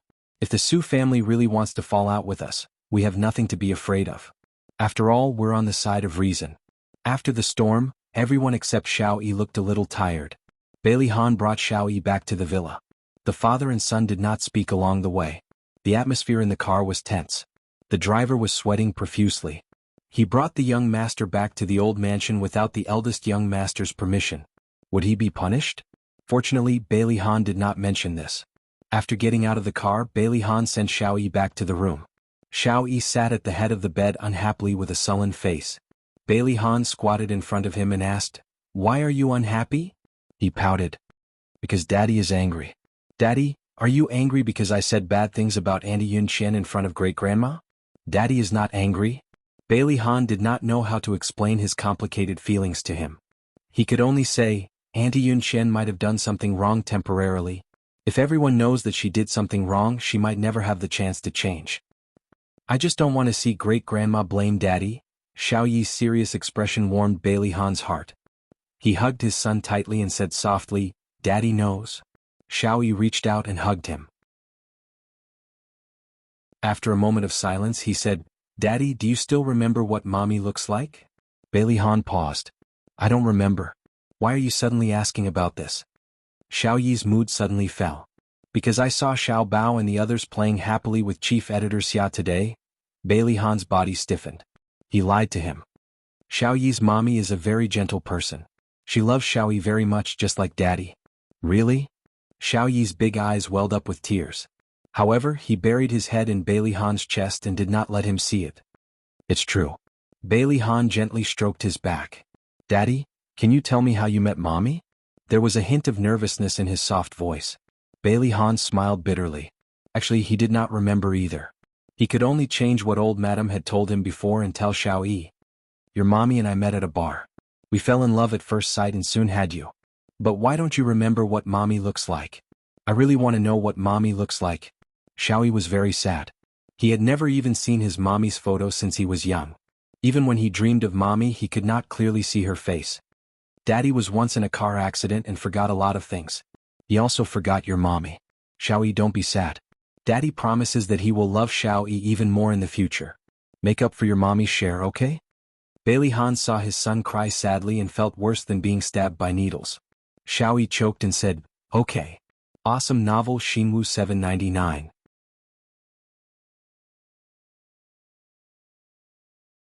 Chapter 159. Xia Dong brought Xiao Guai to the hospital for a checkup. The doctor said that Xiao Guai's condition was still good and there was no further deterioration. This meant that the chemotherapy had temporarily controlled her condition. At the same time, he suggested that Xia Dong send the child to the hospital as soon as possible for easier treatment. Xia Dong planned to send Xiao Guai to the hospital for hospitalization after Mika Keto returned to China. The side effects of the chemotherapy on Xiao Guai were starting to show. When Xia Dong was combing her hair in the morning, she would secretly pinch a handful of hair that had fallen out behind her back and quietly throw it into the bottom of the trash can. After every chemotherapy session, Xiao Guai would be very tired. From the time she left the hospital until she got into the car, Xia Dong would always carry her and put her in the front passenger seat. She would fall asleep very quickly. Every time this happened, Xia Dong would feel very upset. She wished she could bear all the pain on behalf of her daughter. Xiao Guai fell asleep again. Her little face was abnormally pale, without a trace of blood. While waiting for the traffic light to turn green, Xia Dong took out a clean blanket and covered her body. After Xia Dong turned around, she inadvertently saw the car beside her. The driver was Lin Shihao. Beside him was a beautiful woman. The woman smiled and said something to him. Lin Shihao also smiled. Then the woman took a tissue and wiped his forehead. Her movements were natural and practiced.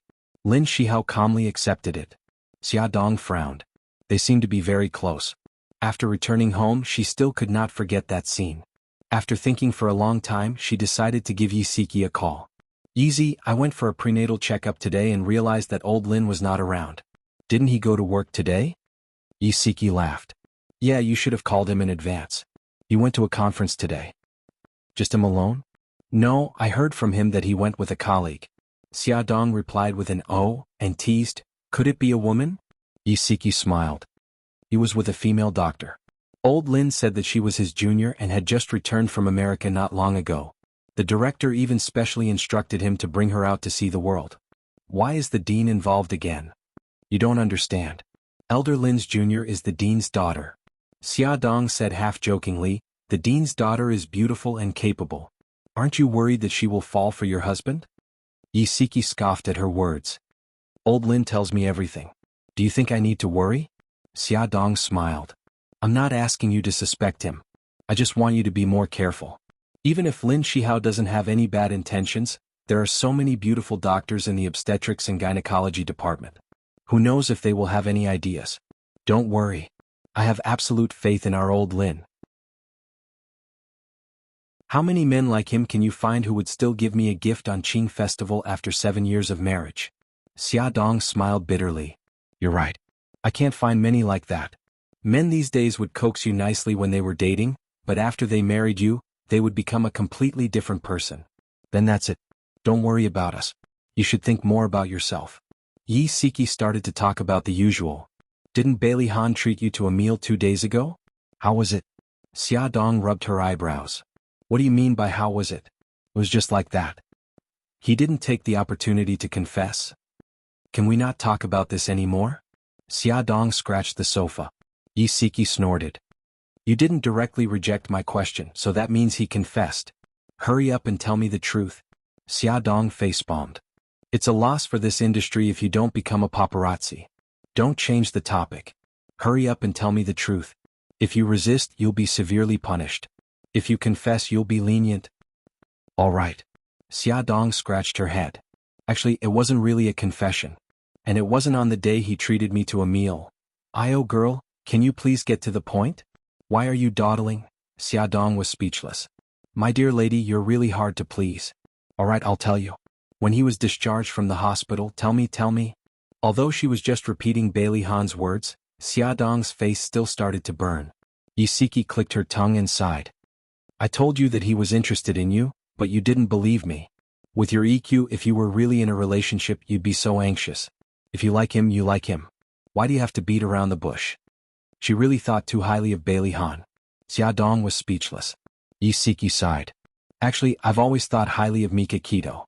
Although he looks cold, he treats you and the children quite well. But the problem is that his profession is too dangerous. If you were to be with him, you'd be in a lot of danger. Comparing him to you, Bailey Han's advantages are obvious. Yisiki didn't say anything else. She planned to change it to matchmaking Bailey Han and Xiaodong in the future. Xiaodong felt that she had failed. She had called Yisiki to remind her to be more careful, but she didn't expect her relationship problems to be exposed. She quickly changed the topic. Your old Lin will be in the hospital tomorrow, right? I'll go for a prenatal checkup tomorrow. Yisiki's long-winded speech was stopped by her. Although she didn't want to give up, she was afraid that if she said too much, Yisiki would be annoyed. So, she followed her lead and said, Yes, old Lin will go to the hospital tomorrow. Xiaodong heard the ringtone and said, Yizi, I have another call coming in. I'll hang up first. Okay. Call me if you need anything. Xiaodong ended the call with Yisiki and answered Bailey Yun's call. Fox, what's the matter? Bailey Yun's voice was a little low. Xia, I want to meet you. Sure. You can decide the time and place. I know you have to take care of the children. I'll come to your place tonight.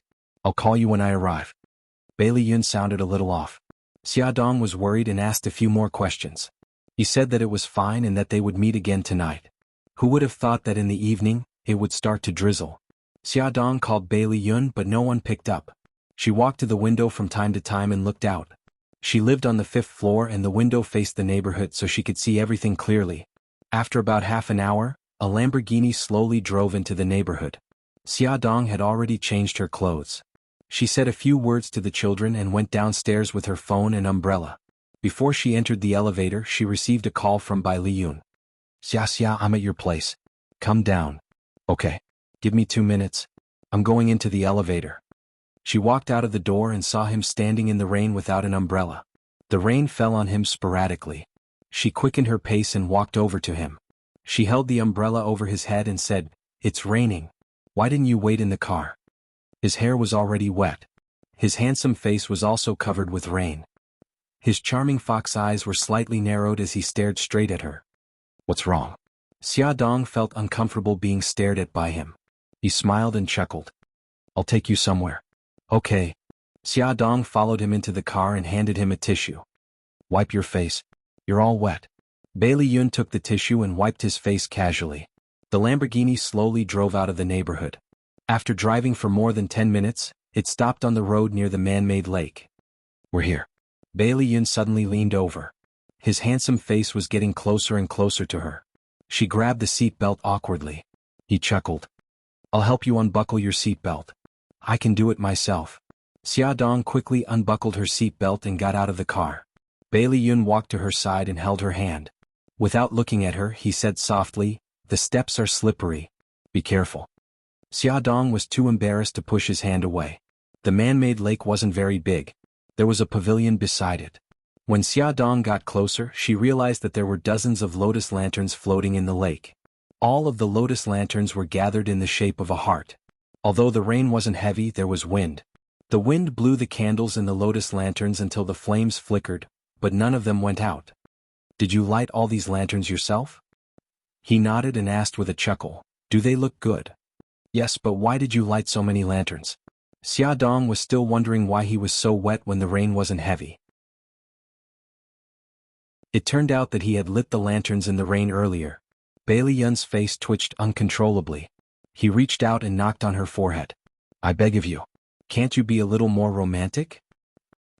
Xiaodong rubbed her forehead innocently. It's not that I'm not romantic. It's just that I find it strange. It's not like today is a special day. By the lake, the night was cold. In the lake, the candlelight flickered and the waves were beautiful.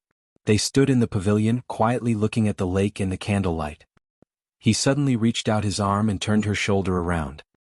His eyes looked at her seriously as if he wanted to see into her heart. She was a little flustered. Bailey Yun held her shoulders with a serious expression. Xiaodong, I love you. He thought about what Xiao Tianxing said for a long time. In the end, he decided to stake everything on one throw to let her understand his feelings. I love you. This was the first time someone had confessed to her in such a clear and straightforward manner, but she was still extremely flustered. Fox, don't joke around. His fingers gripped her shoulders so tightly that they hurt. His voice was serious and urgent. I'm not joking. Xiaodong, I've liked you for 5 years. Her heart trembled. She bit her lip and didn't dare to look into his eyes. He waited anxiously for her to speak. After a long time, Xiaodong finally said the 3 words that he didn't want to hear the most. I'm sorry. His heart, which had been in his throat, suddenly fell to the bottom of the valley and shattered into pieces. After a long time he found his voice again. It was bitter and hoarse. Why? Xiaodong smiled bitterly. Look, I already have 2 children and I'm pregnant with a 3rd. You, on the other hand, are handsome, rich and charming. We're not compatible at all. The light in his eyes disappeared. He stared at her flat stomach in disbelief. Why, you're pregnant? Awesome novel. Hongcha 866.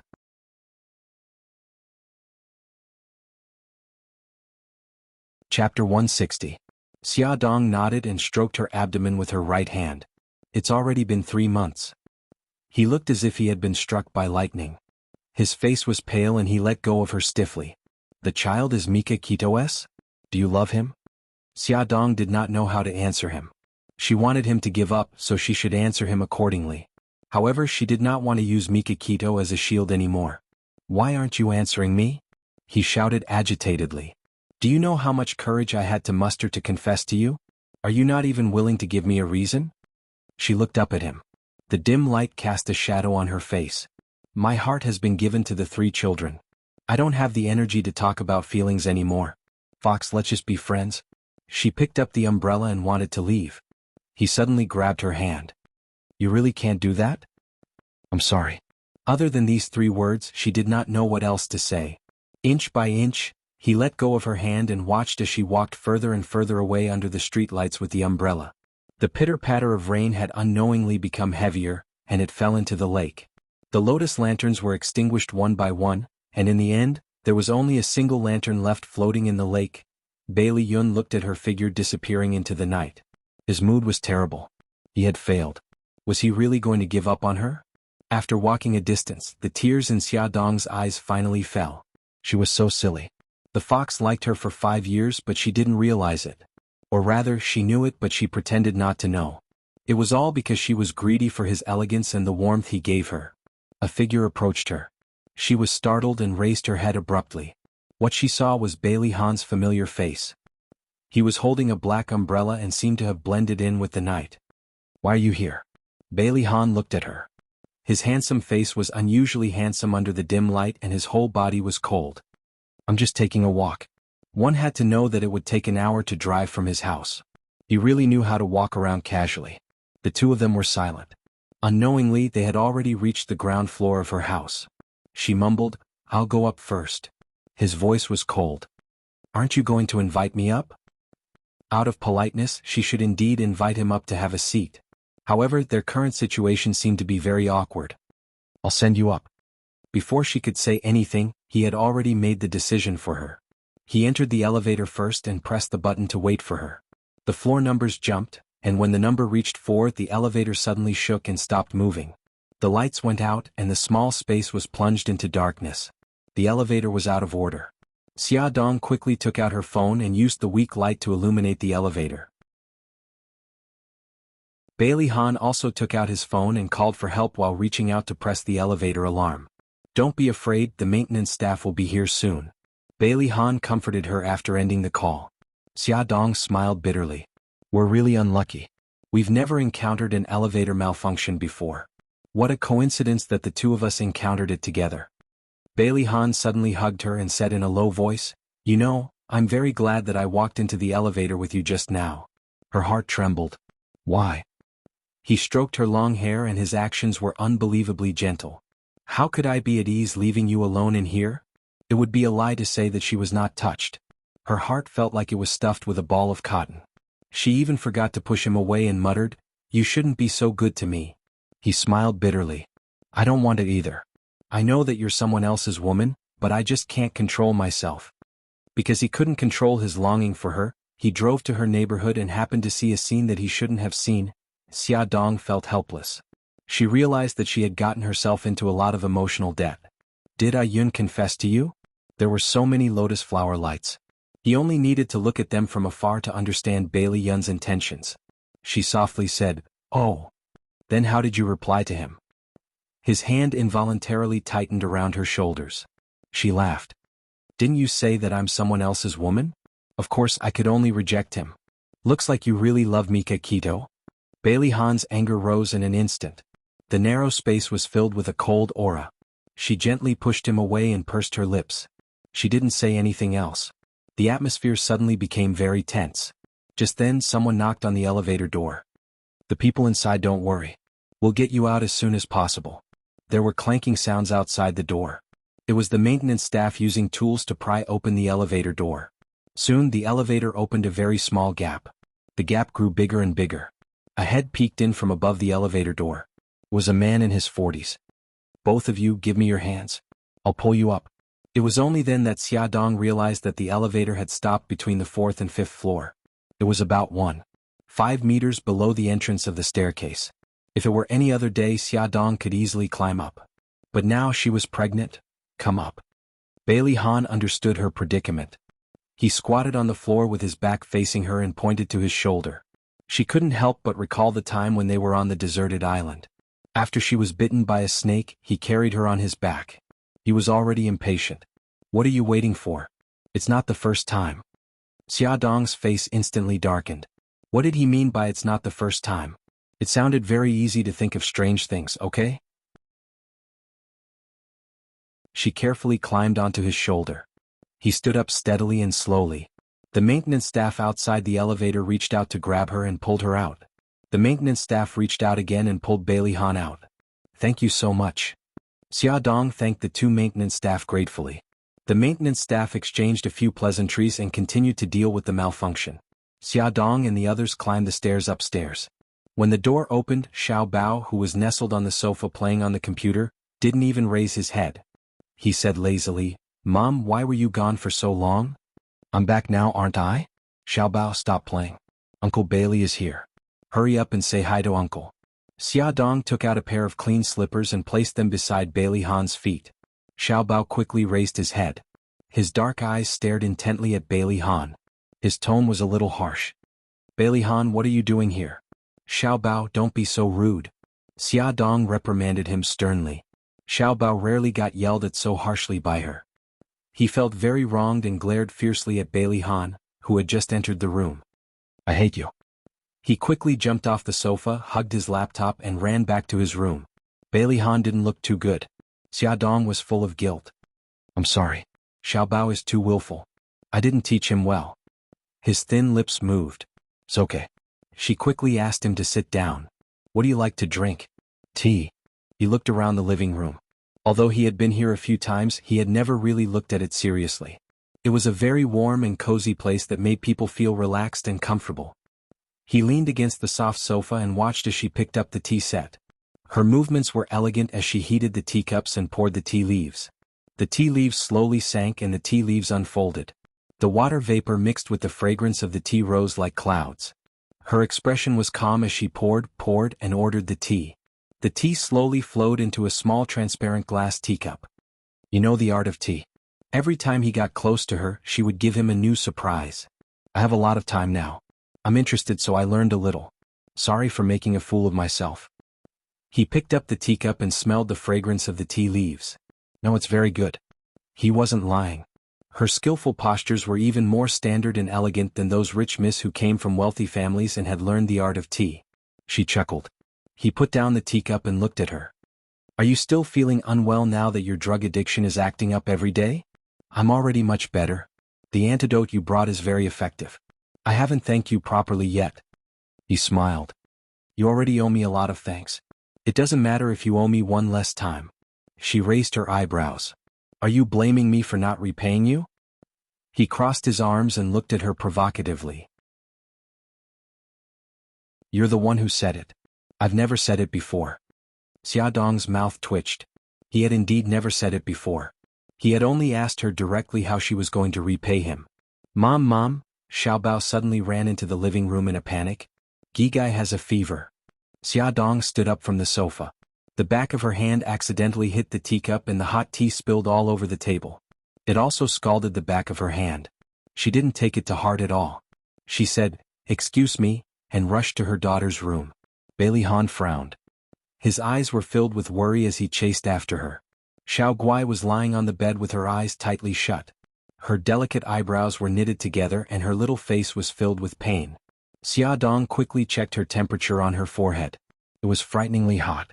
She quickly took a jacket and put it on Xiao Guai. Then she carried her and said to Xiao Bao, "Baby, mommy will send Gigai to the hospital. After I leave, lock the door and go to bed early. Don't make me worry." "I got it, Mom. Hurry up and go." Xiaodong turned her gaze to Bailey Han. "I'm sorry. My daughter is sick. I have to take her to the hospital." "I'll go with you." Bailey Han stretched out his arm without hesitation. "It's inconvenient for you. I'll carry the child." Xiaodong didn't refuse. She placed the child in his arms, took her handbag and umbrella and hurried out. The elevator was working normally. Xiaodong was still a little worried. Bailey Han had already carried his daughter into the elevator. She had no choice but to follow. Fortunately, the elevator didn't have any more problems. It was still raining. Bailey Han took off his jacket and wrapped it around Xiao Guai. Xiaodong held the umbrella over their heads. Bailey Han found his car and put Xiao Guai in the back seat. "Sit behind the child. It'll be easier to take care of her." Xiaodong was worried that the rain on her body would get on Xiao Guai, so she took off her jacket. Bailey Han turned up the temperature. Beauty novel Songshu 566.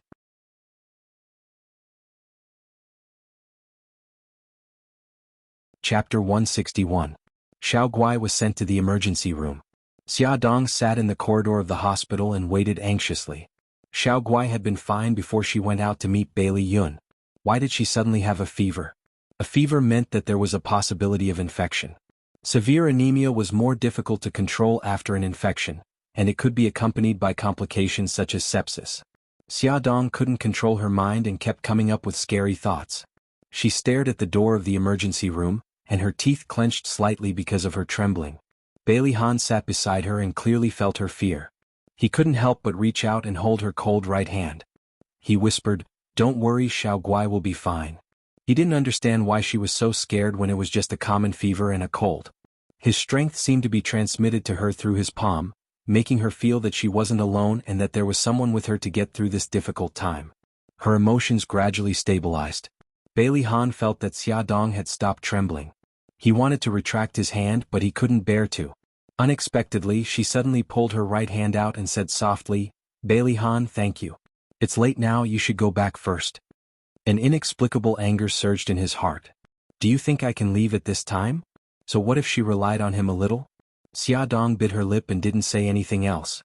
She was afraid that she would become more greedy for his warmth and hurt his heart. She had already caused enough trouble and didn't want to add another one. They sat quietly in the corridor. Even though they didn't speak, Xiaodong's heart calmed down a lot. After some time, the door of the emergency room finally opened and the doctor walked out. Xiaodong hurriedly went up to him and Bailey Han followed closely behind. "Doctor, how's my daughter?" The doctor's gaze fell on the two of them. "The patient is out of danger, but she's still in a high fever and her respiratory tract is infected. We're already thinking of ways to control her condition. Doctor, please save my daughter." Because she had always been careful in the past, even though Xiao Guai's health was poor, he had never been infected. Once she heard that Xiao Guai had a respiratory infection and a high temperature, Xiaodong panicked. "Don't worry.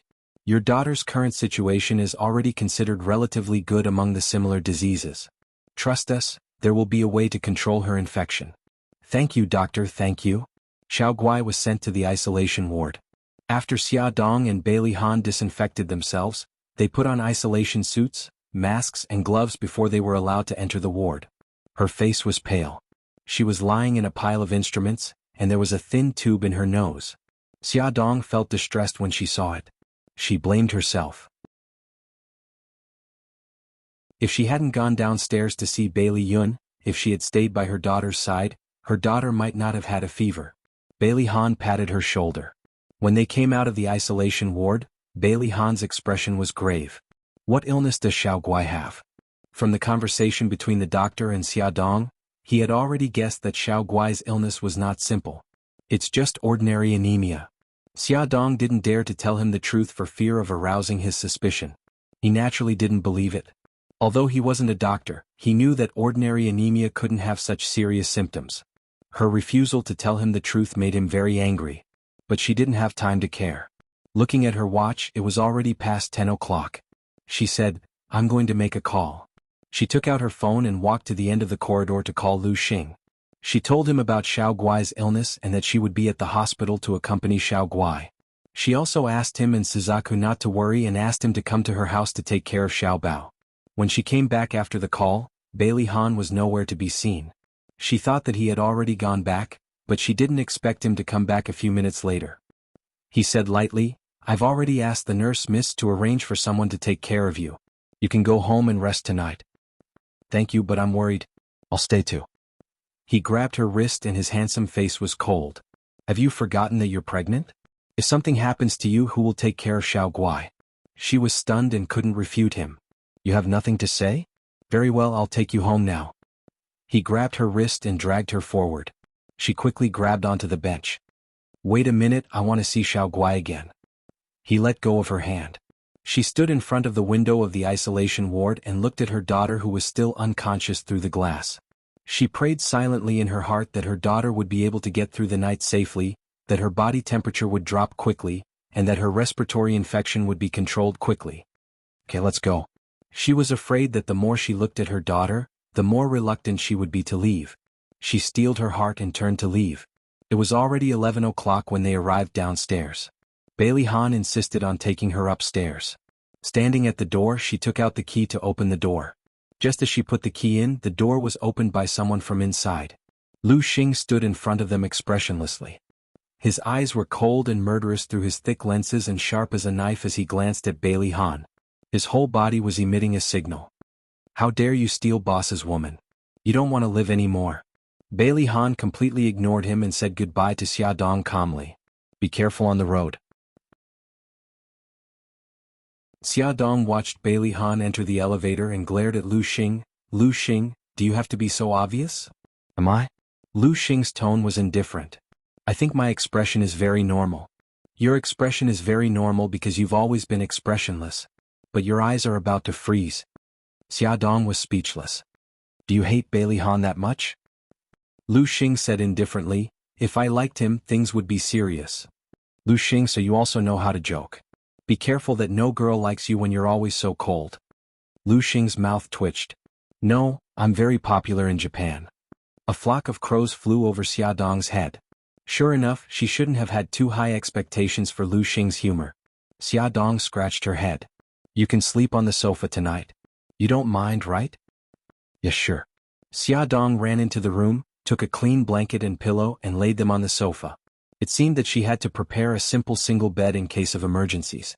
Xia Dong rushed to the hospital early in the morning. The prenatal checkup that was originally scheduled for the morning was postponed to the afternoon. Xiao Guai hadn't woken up yet, but the doctor said that her body temperature had dropped last night. Other than a respiratory infection, there were no other symptoms for the time being.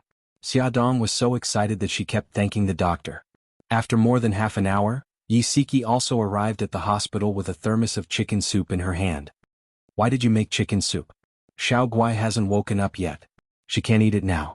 Yi Siki scooped a small bowl with a spoon and handed it to her. "This is for you. You were worried about Xiao Guai, so you definitely didn't eat well. You can take it, but the baby can't. Quick, drink it while it's hot." Holding the warm chicken soup in her hand, the room was filled with the fragrance of chicken soup. Xia Dong was very touched.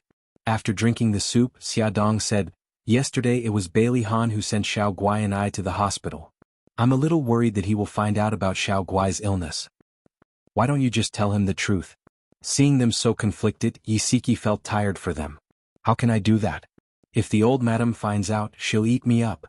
Xia Dong was scared when she thought about the scene back then. "When will you stop being like this? Can you hide it from him forever?" "I'll hide it for a while.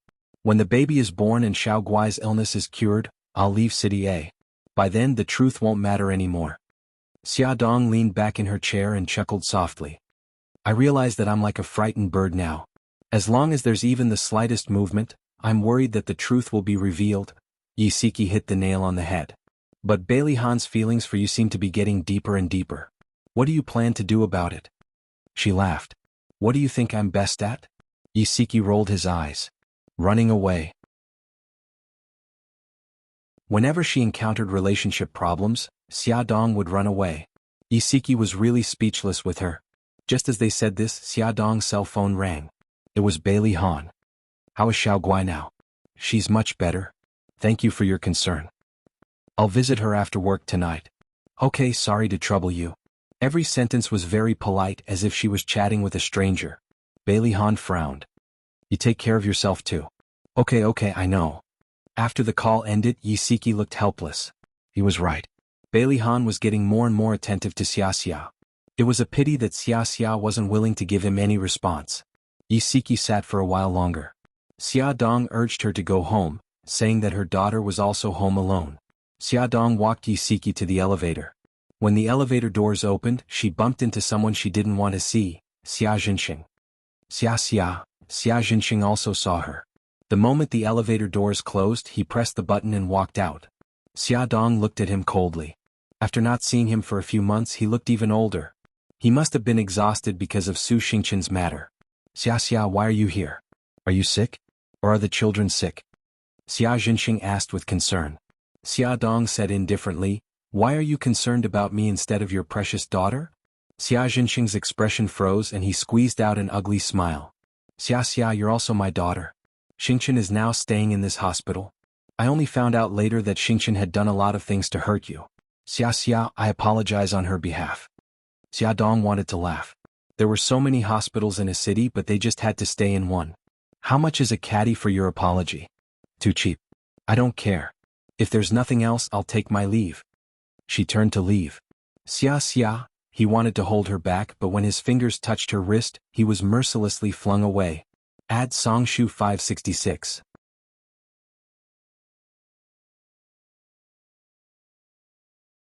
Chapter 162.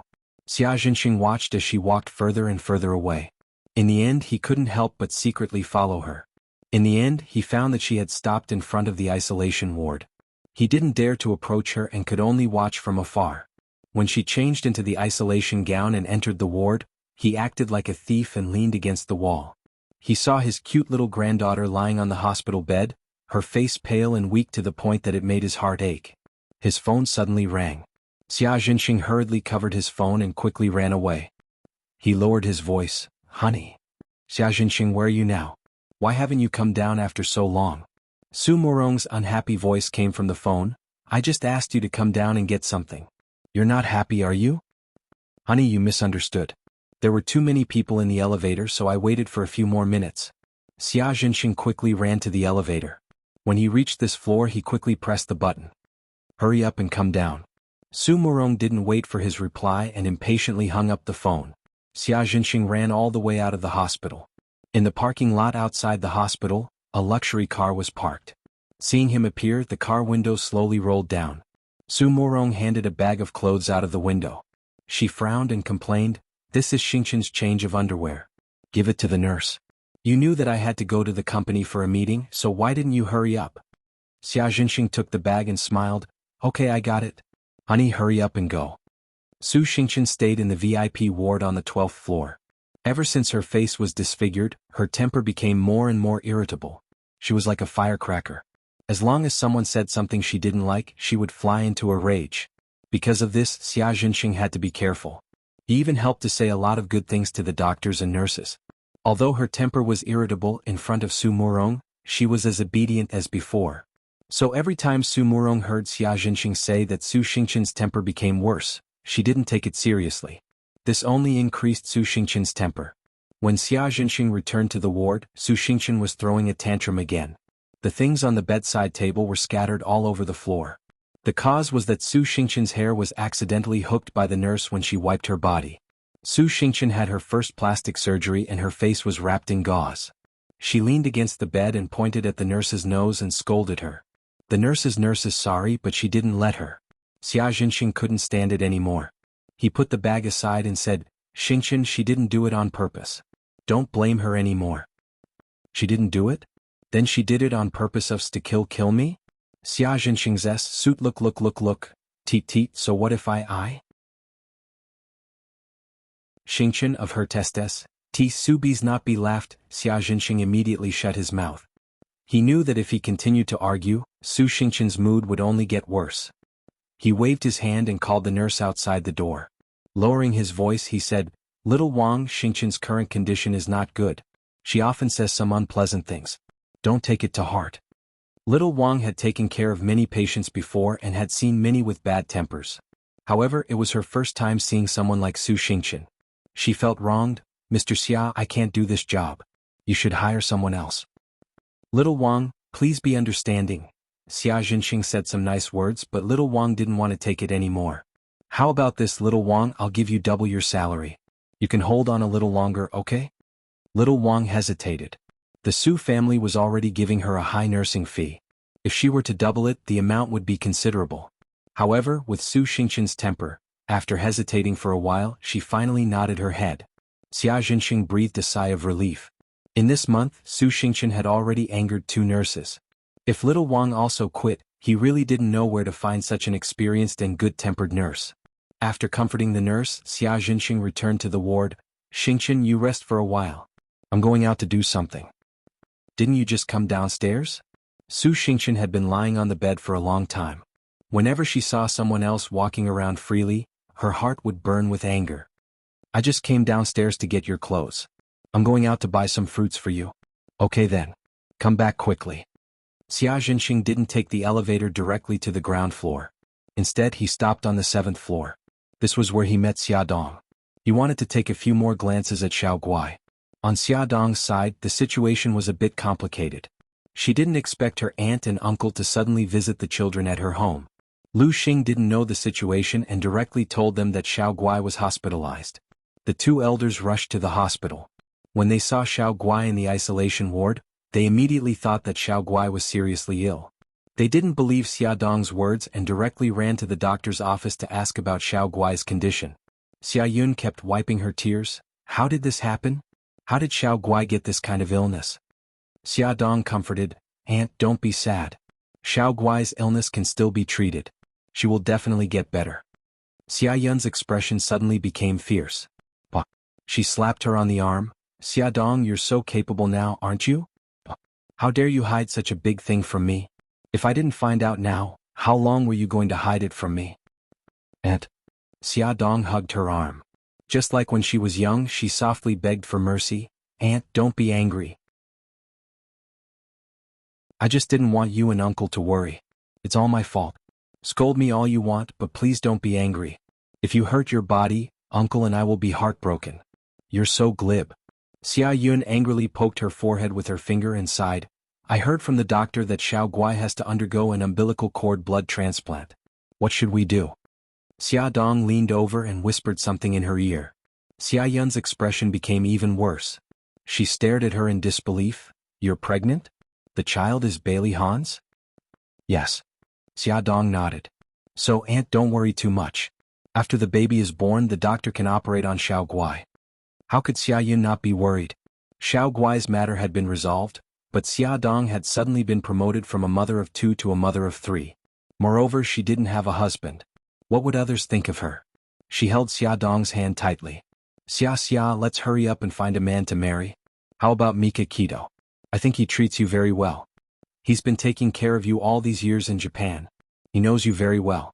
Aunt, I've always treated him as an older brother, Xia Dong said helplessly. If her aunt knew that Mika Kito was in the underworld, she definitely wouldn't have said those words. Then I'll use my connections and find someone to introduce you to a blind date. Let's try to get married after the baby is born. Xia Yun was very decisive. She looked up and asked her husband, Gao Mingyuan, Honey, are there any male teachers in your school who are around 30 years old who are not married yet? If there are any suitable ones, you can introduce them to Xia. Aunt, Xia Dong didn't know whether to laugh or cry. You're dreaming. I'm a mother of 3 now. Who would want me? Child, how can you say that? Xia Yun was very protective. She was unhappy when she heard this. She poked her forehead with her finger. So what if you're a mother of 3? You're so young, beautiful, and capable. Who would dare to dislike you? I'll fight him.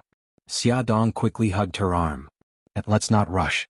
Let's not talk about this first. The most important thing now is to treat Xiao Guai's illness. Xia Yun was worried. Xiao Guai's illness is important. Your marriage is also important. Anyway, I want the baby to be born with a father. Xiao Bao and Xiao Guai were born in Japan. It was fine if they didn't have a father, but now the baby in her belly must be born in China. She must find a father for the baby. No matter how Xia Dong tried to persuade her, Xia Yun took this matter to heart. While they were chatting, they found that Xiao Guai in the isolation ward had woken up. They quickly changed into isolation clothes and went to see her. Gigai, you're awake. Do you feel uncomfortable anywhere? The 3 adults surrounded her. Mommy, great-aunt, great-grandpa. Xiao Guai's eyes slid across them. Her big eyes had lost their usual luster. Her pink lips were dry and cracked, and her soft voice was hoarse. Mommy, I feel so uncomfortable. Where do you feel uncomfortable? Tell Mommy. Xia Dong sat by her bed and held her little hand with heartache. My chest hurts. My throat hurts. My head is dizzy and I want to vomit. Don't be afraid. Great-aunt will call the doctor for you. Xia Yun let Xia Dong stay with the child while she hurried out to call the doctor. Unexpectedly, when she reached the corridor, she saw Xia Jinxing walking over in a panic. She shouted, Xia Jinxing. Xia Jinxing had been peeking outside the isolation ward. He didn't expect Xia Yun to suddenly come out and be caught red-handed. He looked embarrassed. What are you doing here? Are you peeking at Xiao Guai? Xia Yun was angry when she saw him. She said angrily, Don't come here again. We don't want to see you again. Xia Yun shouted so loudly that everyone in the room heard it. Xia Dong didn't want to go out and cause trouble for herself. Gao Mingyuan was afraid that Xia Yun and Xia Jinxing would quarrel, so he said something and went out to persuade them. Wife, this is the hospital. Don't shout so loudly. It's not good to be seen by others. Gao Mingyuan walked to their side. Xia Yun snorted and glared at Xia Jinxing. Forget it. I don't want to talk nonsense with you now. With that, she went to find the doctor. Xia Jinxing's old face turned red and white. Gao Mingyuan looked at him. Old Qi Xiao Guai is seriously ill. Xia Dong and Xia Yun are both upset. It's better if you don't appear in front of them for the time being. Xia Jinxing looked embarrassed. I know. I just want to know how Xiao Guai is. What illness does she have? Attention Hongcha 866.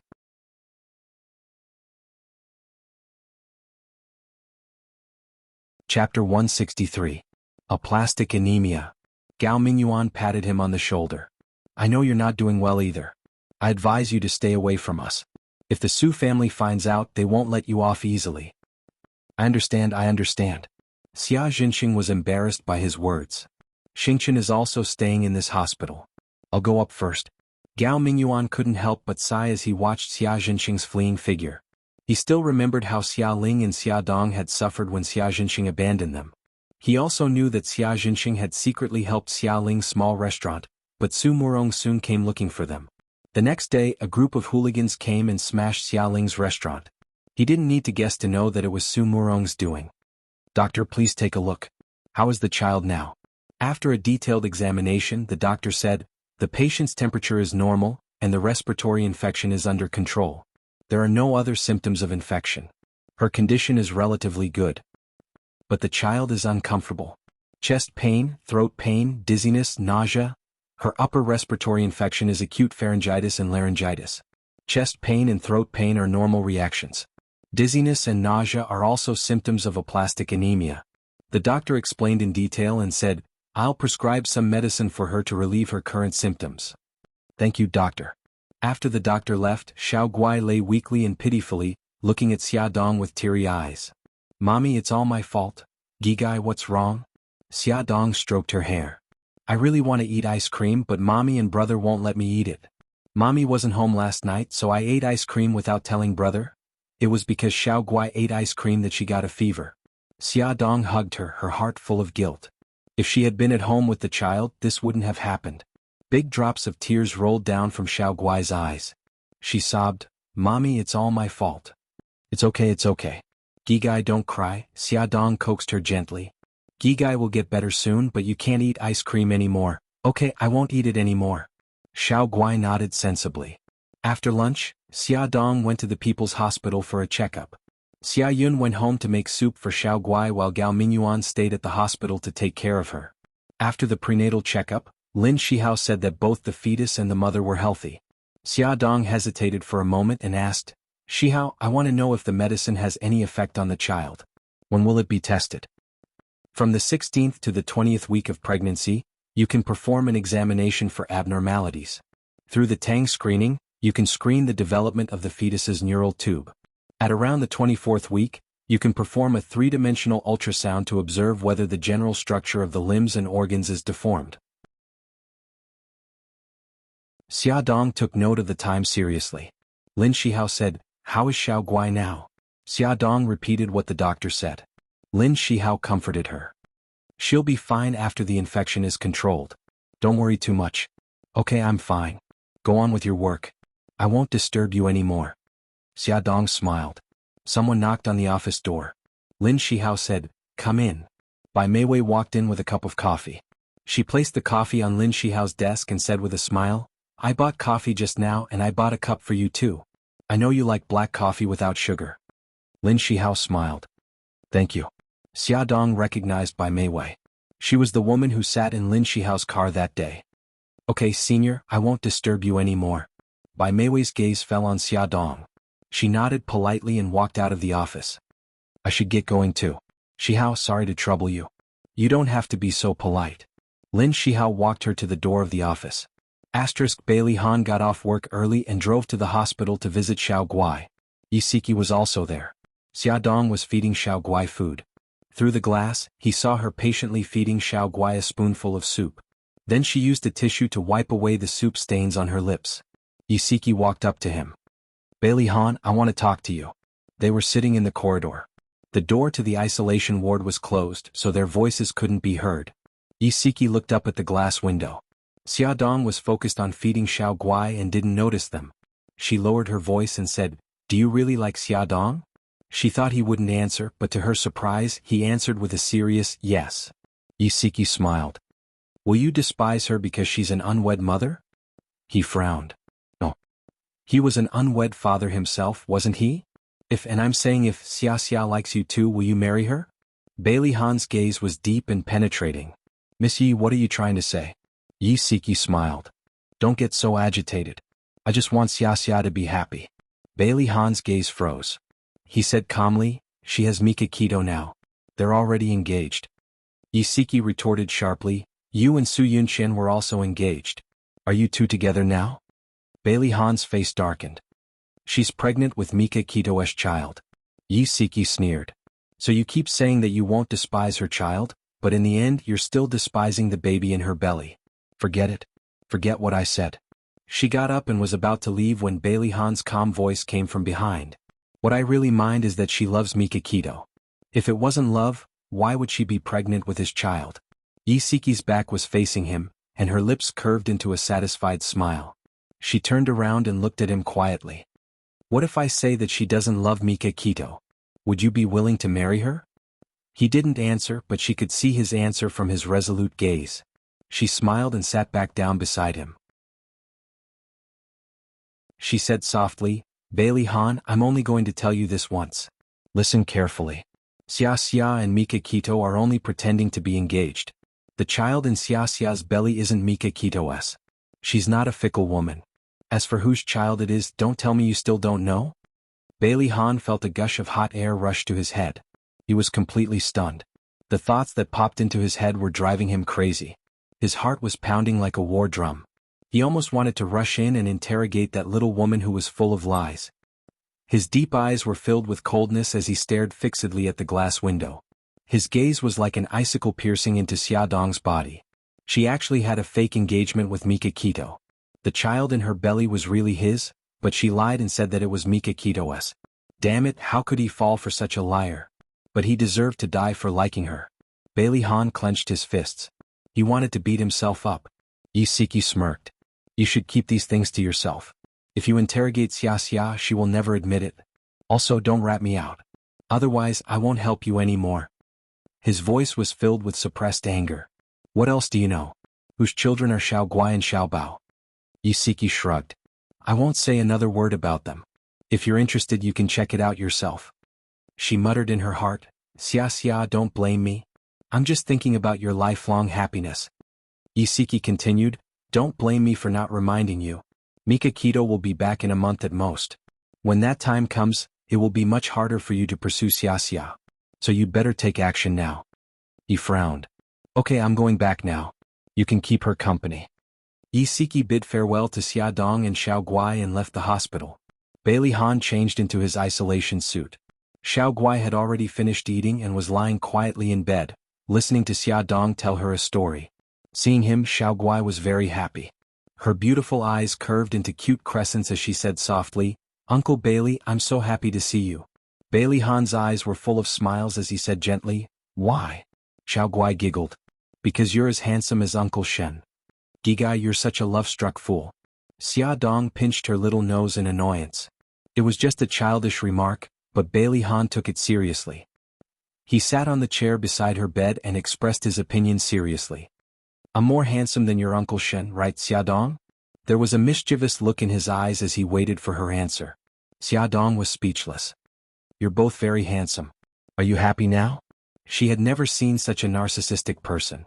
No, Uncle Shen is more handsome. Xiao Guai pouted unhappily. In her heart, Uncle Shen was closer to her, so she had to defend Uncle Shen, even though Uncle Bailey was actually a little more handsome than Uncle Shen. Xia Dong poked Bailey Han's arm and smiled mischievously. See, Xiao Guai doesn't agree with your opinion. It's okay. No matter what Xiao Guai says, it's always right. Bailey Han didn't mind at all. There was a doting look in his eyes as he smiled and stroked Xiao Guai's hair. However, he didn't expect that a gentle touch would cause him to remove several strands of hair. He had a bad feeling in his heart. He calmly hid the strands of hair in his palm and smiled as if nothing had happened. Gigai, Uncle will bring Brother Yi to see you tomorrow, okay? Okay. Xiao Guai's eyes sparkled. She suddenly turned her gaze to Xia Dong. Mommy, let Brother come over too. The three of us can play together, okay? Okay, Mommy will bring Brother over tomorrow. After chatting for a while, Xiao Guai was tired. Xia Dong sang a nursery rhyme to coax her to sleep. After she fell asleep, they quietly left. Bailey Han stretched his arm in front of her and opened his palm. What's going on? Add Song Shu 566.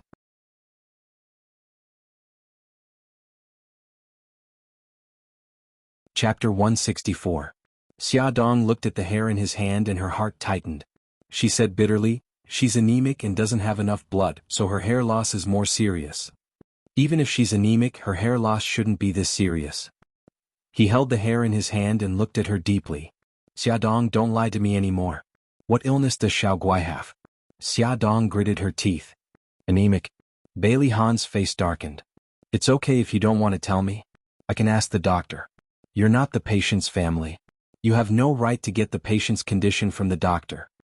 I have many ways to get the doctor to tell me. She sat on the bench and covered her face with both hands. Her voice was tired. Bailey Han, don't force me. I'm not forcing you. I just want to know the truth. You just wanted to enter her life and understand her better. But I don't want to say it. I beg you, leave me some dignity, okay? She suddenly looked up at him. Her beautiful face and beautiful eyes were covered with a layer of mist. His heart softened. She wanted freedom, so he gave her freedom. She wanted dignity, so he gave it to her. However, she was the woman he liked. Even if he had to go to the ends of the earth, he would not let go. He did not continue the previous topic. You're tired. I'll take you home. Xia Dong heaved a sigh of relief. She took one last look at Xiao Guai and Gigai followed him home. Bailey Han drove seriously and stared ahead.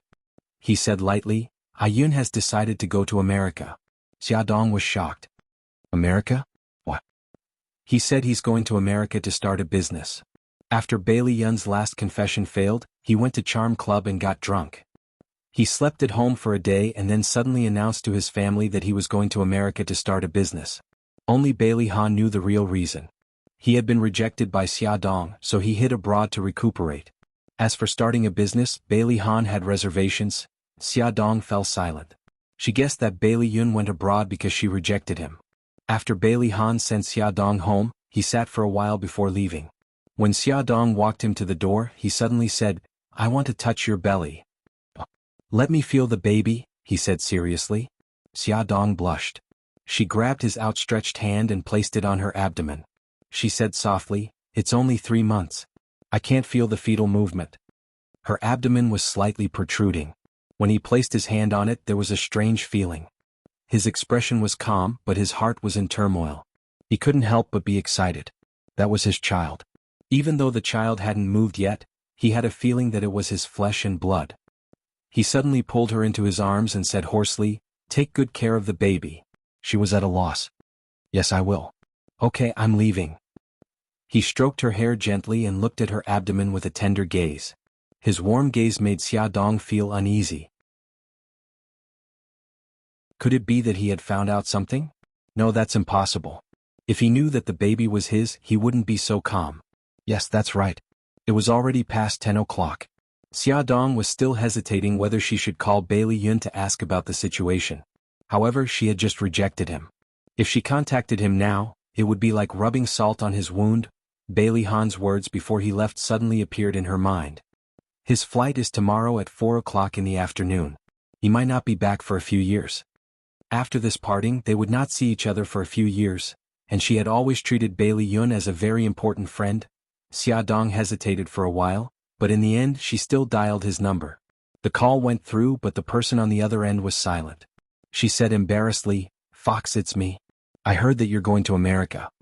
Bailey Yun tightened his grip on the phone, the veins on the back of his hand popping out. However, his voice sounded casual.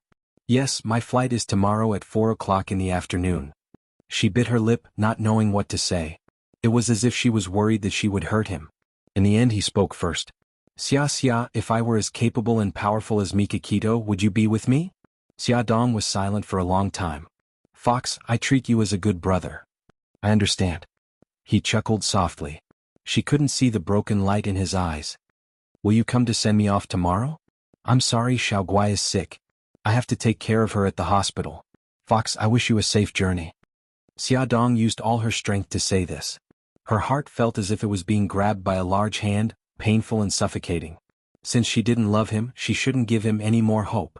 City A's International Airport. The afternoon sun was scorching. It shone through the glass windows onto the ground of the departure hall, casting a white shadow. Bailey's family members were all sending Bailey Yun off in the airport hall. Bailey Yun smiled and said goodbye to them one by one. He seemed to have matured overnight. The smile on his face was no longer as unrestrained as before. Instead, it had a sense of stability. He squatted down and stroked Xiao Yi's head. "Xiao Yi, second uncle is leaving now. If you have any problems chasing girls in the future, you can look for me anytime." Xiao Yi's eyes were red. She puffed up her cheeks sternly. "Second uncle, the next time you come back from America, you have to bring me a little ant. Otherwise I'll despise you." "Oh, you still dare to despise me. We'll talk about it when you're older." Bailey Yun smiled and gestured at his waist. "Ayun, take good care of yourself when you're in America. Don't make me and your mommy worry anymore." Although Bailey Yun was a playboy, Bailey Xiong still liked him the most. His eyes were red as he reminded him. "I know, Daddy. You have to take good care of yourself too." Bai Jinxiu didn't come. Bailey Han patted him on the shoulder. "If you have any difficulties, remember to look for me." Bailey Yun grinned. "Brother, I've caused you a lot of trouble since I was young. I'll try my best not to cause you any more trouble in the future." Before leaving, old Madam, who had always disliked him, also said a few words of comfort. "Ayun, it seems that you're really sensible. We don't expect you to create a big career. As long as you're safe and sound outside and don't cause trouble, we'll be satisfied. If you have any difficulties, just tell us. No matter what, we'll always be a family." Bailey Yun hugged her. "Thank you, Grandma." It was time to board the plane, but the person he wanted to see the most still didn't come. Bailey Yun's lips curled up mockingly. He shouldn't have had any expectations a long time ago, right? 5 years ago he returned to the country in a carefree manner. 5 years later he left sadly. The only thing that didn't leave him was the small boarding box in his hand. He didn't have any big luggage. Dragging the small boarding box, he took one last look at the city and the entire departure hall. Then he waved to his family, raised a bright smile, and embarked on a new journey in life. His back disappeared in a bright light and disappeared at the boarding gate. Xia Dong hid behind the shelves of the convenience store in the airport, tears streaming down her face. Suzaku stood behind her and handed her a tissue. She said lightly, "Bailey's family has left." "Okay, thank you." Xia Dong took the tissue and wiped the tears on her face awkwardly. You're already at the airport. Why don't you go see him? Suzuka talked about this matter in a tone that sounded like she was talking about the weather. Let him leave without any expectations. Only then will he start a new life, right? Xia Dong had already sorted herself out, but her eyes were a little red. Suzuka narrowed her eyes. I don't understand. Maybe he already doesn't have any hope. What he wants is for you to send him off as a friend. But now he's obviously very disappointed. Xia Dong was startled. If Suzuka was right, then didn't she break Bailey Yun's heart? On the plane, as soon as Bailey Yun sat in his seat, he tightly covered his face. His shoulders trembled slightly, and a weak choking sound came from his throat. Sir, are you okay? The beautiful stewardess asked with concern. Bailey Yun maintained this posture and didn't answer. Only the arc of his shoulders gradually became smaller. Sir? The stewardess called out again, but there was still no response. She took a tissue, bent down and handed it to Bailey Yun's fingers and said softly, Sir, don't be sad. Parting is for a better meeting. Her soft voice crashed into Bailey Yun's pained heart.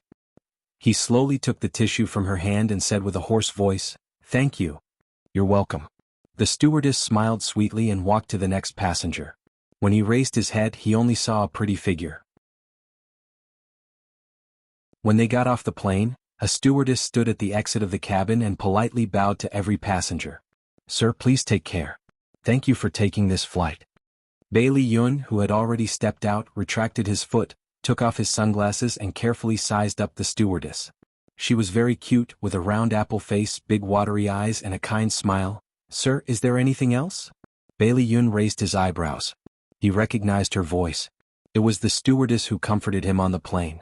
He took out a red velvet box from his pocket and stuffed it into her hand. This is for you. The stewardess's eyes widened in surprise. Her expression was very similar to someone's. Thank you, but we have a rule that we can't accept gifts from passengers. She wanted to return the box to him, but he waved his hand. I've already given it to you. If you don't like it, then throw it away. He strode away, leaving her in a daze. Another passenger walked over. She quickly regained her senses and bowed politely. Madam, please take care. Thank you for taking this flight. Duobao, what did that person give you just now? Quickly open it and see. A colleague witnessed this scene. After the cabin was empty, he went up to her and gossiped. I don't know either. Li Duobao was very innocent.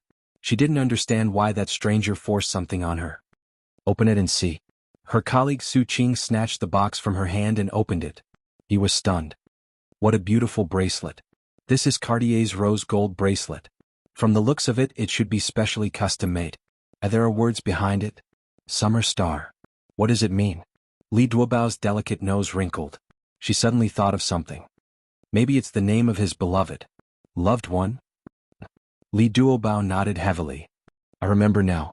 Before the plane took off, I saw a man with his head lowered. He seemed to be crying. I took a tissue to comfort him. That man's hairstyle and clothes were exactly the same as the man who gave me the bracelet just now. I think he might be sad because he was separated from the person he loves. Bai Li Yun had a head full of golden hair. It was really too easy to recognize him. Oh my God, just because you comforted him, he gave you such a valuable bracelet? Su Qing wanted to cry. Why didn't such a good thing happen to him? Li Duobao's cute apple face collapsed. But I can't accept it. How can I return it to him? Su Qing shrugged with an expression that said, you can find out his identity through the registration list. But Miss Li Duobao, don't forget that this flight is to New York. Even if you're looking for a needle in a haystack, you won't be able to fish him out. That's true. Wow, Li Duobao's little face wrinkled. But even if it's hard to find him, I'll still find him. Su Qing shouted exaggeratedly, anyway he gave it to you willingly. Just accept it. Why do you have to find trouble? Because I don't deserve it. I won't be able to sleep with this thing. Li Duobao sighed. Besides, this is a gift that he intends to give to his beloved. What's the matter with me accepting it? She had already made up her mind to keep the bracelet well. As long as she found that man, she would return it to him. Bailey Yun walked out of the airport. It was morning in New York. The city was bustling with people and no one would stop to look at him. He swore that he would let everyone in the city know his name within a year. Lin Yi once asked him why he didn't stay in a city if he was determined to develop his career. It was the place where he grew up. He could also get the protection of his family. He replied that he wanted to be like Bailey Han. He wanted to use his own ability to make the people in Bailey's family look at him in a different light. He wanted to make her look at him in a different light. But at that time he didn't know that Xia Dong wouldn't wait for him for a year. The thing that Su Yunqian was worried about finally happened. She went to visit the old madam. The old madam's attitude towards her suddenly became lukewarm. Bai Jinxiu, who had always loved her, also distanced herself from her. Su Yunqian knew that her plan was exposed. Seeing that the situation wasn't right, she immediately changed. Tears poured out of her eyes and she said in a sobbing voice, "Grandma Mommy Bai, I'm here today to apologize." The old madam said faintly, "Why do you say that?" "Grandma, I know that I'm wrong about pretending to be pregnant. But that's because I love Han too much," Su Yunqian said as she wiped her tears. Her pitiful look was really beautiful. "Grandma, you know how Han treats Xia Dong. I'm afraid that he will be taken away by Xia Dong. I'm also worried that he will remember the past because of Xia Dong. His head, Ad Hongcha 866.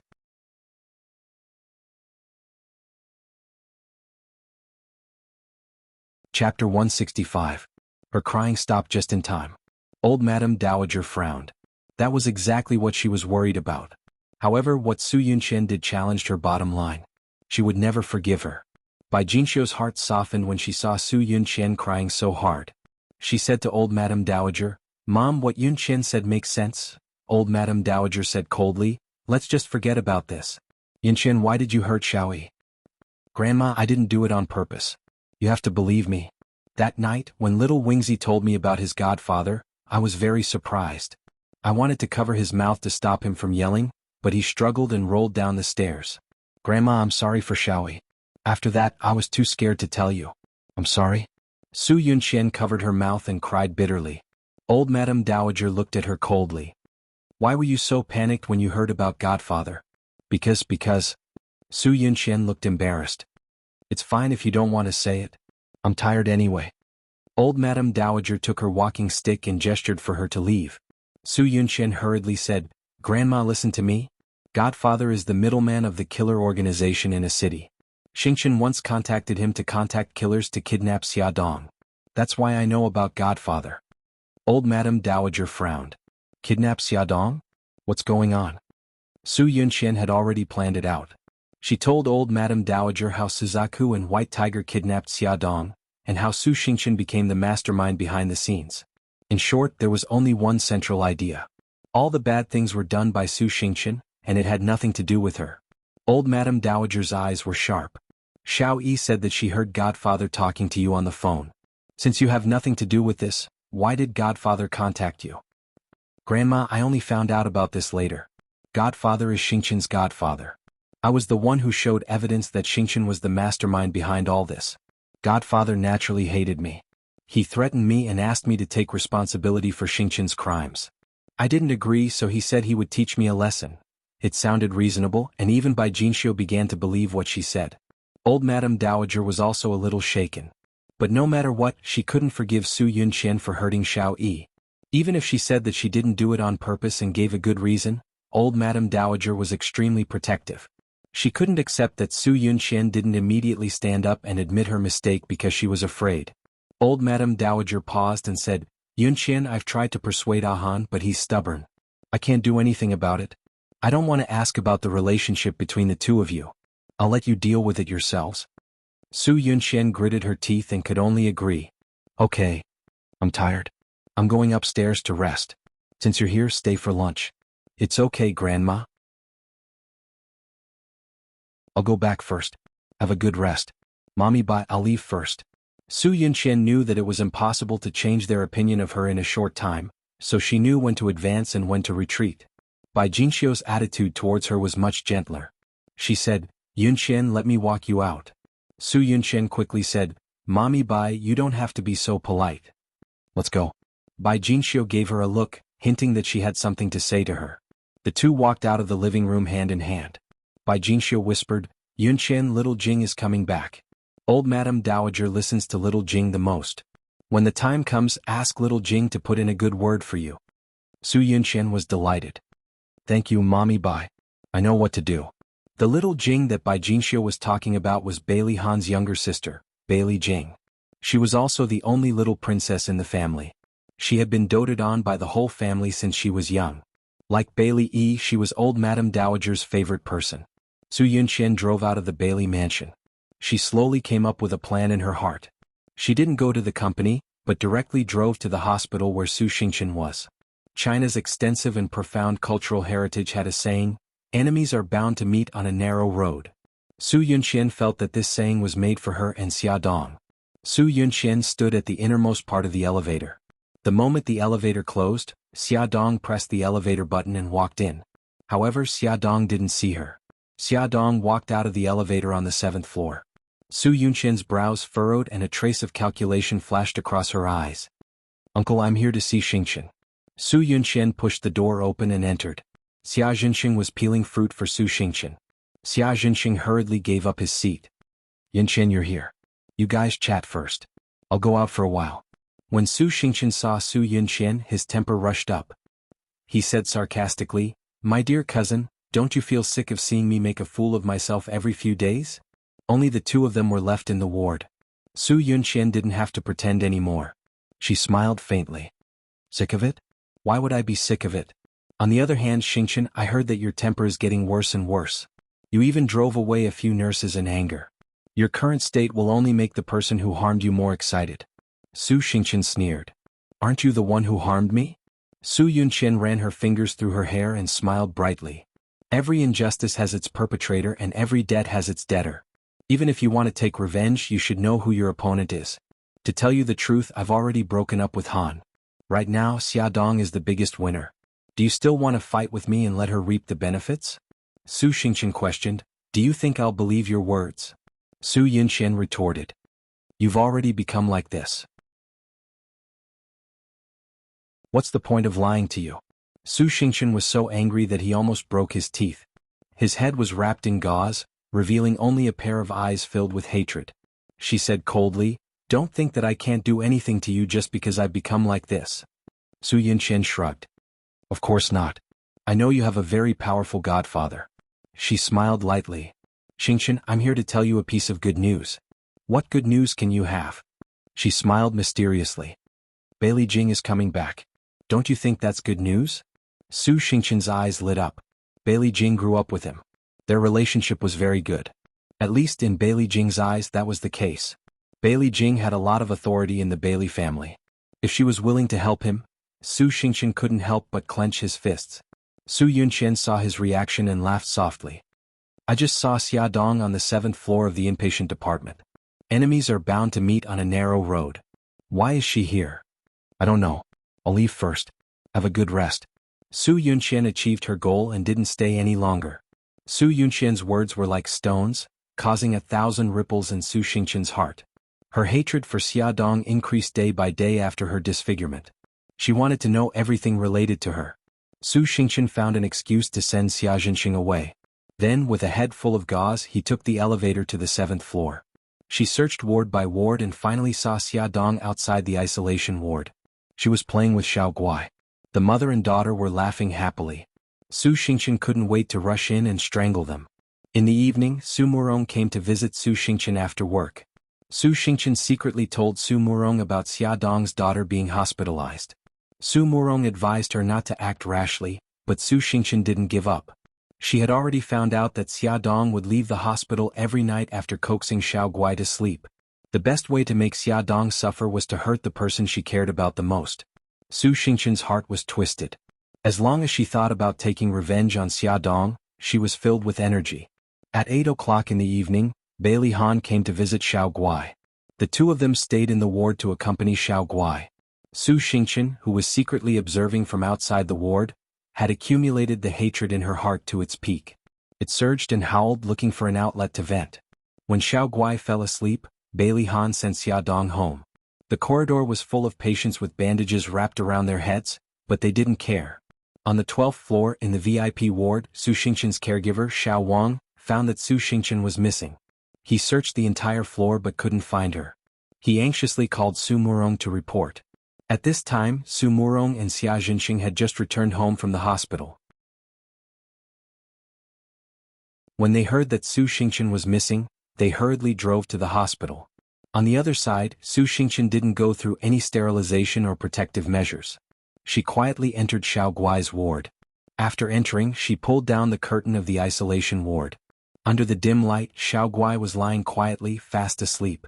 Su Xingqian sneered. She took out a pair of white gloves from the pocket of her hospital gown and put them on. She slowly stretched out her hand, took a pillow and covered Xiao Guai's face with it. Her hands fiercely pressed down on the pillow. Xiao Guai's entire face was covered by the pillow. Her breathing was difficult. In her sleep, her 2 legs kicked wildly, her hands flailed wildly and she fiercely struggled. Her small and weak body writhed in pain under the blanket, letting out a painful woo-woo sound. It was as if Su Xingqian had been injected with chicken blood. Her entire body was boiling with passion, and the feeling of revenge attacked her brain. She grinned and squeezed the pillow even harder. Xiao Guai's painful groans became softer and softer, and her struggling movements became weaker and weaker. At this time, the ward's door was suddenly opened. A figure flew over, grabbed Su Xingqian and pulled her back a few steps. Su Murong rushed over. Her face was full of anger. She lowered her voice and said, "You're crazy. Come with me." "No, I'm not going, I'm going to kill her." Success was in the blink of an eye. How could she give up? Su Murong fiercely slapped her on the head. She suppressed her anger and roared, "Su Xingqian, stop messing around, come with me." Su Xingqian was stunned. Mommy actually hit her. Su Murong removed the pillow from Xiao Guai's face and casually threw it on a chair. She bent down to check Xiao Guai's breathing. She quickly grabbed Xiao Guai's wrist and dragged her out of the ward. The 2 of them looked like they were being chased by a monster. They hurriedly returned to the 12th floor. "Xingqian, where did you go? Your mommy and I were worried to death." Xia Zhenxing and Su Murong split up to look for Su Xingqian's whereabouts. When they heard that Su Murong had found her, they hurriedly rushed back from the upper floor. Hubby Xingqian couldn't sleep, so she went downstairs for a walk. "Look at you sweating so much. Hurry and go wash up." Su Murong considerately handed a towel to Xia Zhenxing and pushed him into the bathroom. Only the mother and daughter were left in the room. Su Murong coldly said, "Xingqian, come with me." Su Xingqian knew that she was angry, so she didn't dare to say anything. She silently followed her out the door and to the rooftop. Su Murong slapped Su Xingqian's head.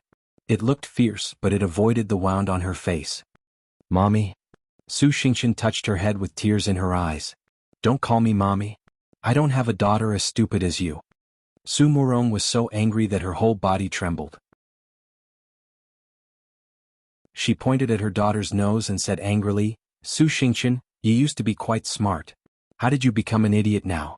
Do you think that you can get revenge on Xiaodong just because you killed Xiao Guai? Have you ever thought that you're a criminal now?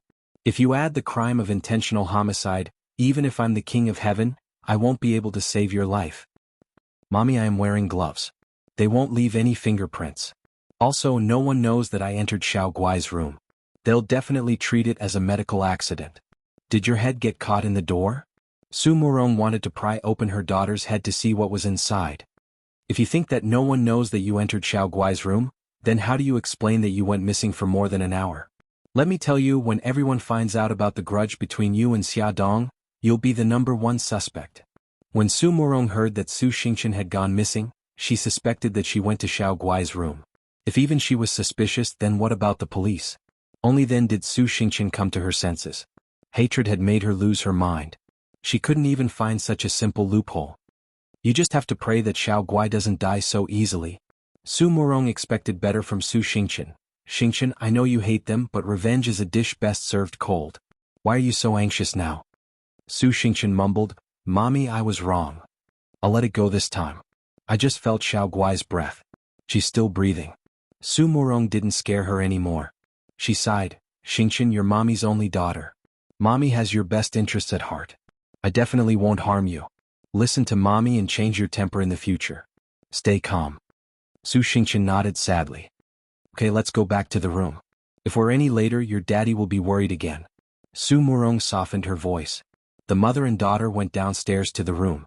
When they entered the elevator, Su Xingqian suddenly thought of something and said, "Mommy, I think I've been tricked by Su Yunqian." "What happened?" Su Murong's delicate eyebrows furrowed slightly. Only then did Su Xingqian tell her about Su Yunqian's visit in the afternoon. He also said that Su Yunqian told her that Xiaodong was on the 7th floor. If that wasn't the case, she wouldn't have gone to the 7th floor to investigate. She also wouldn't have known that Xiao Guai lived on the 7th floor. Come and see. Hongcha 866.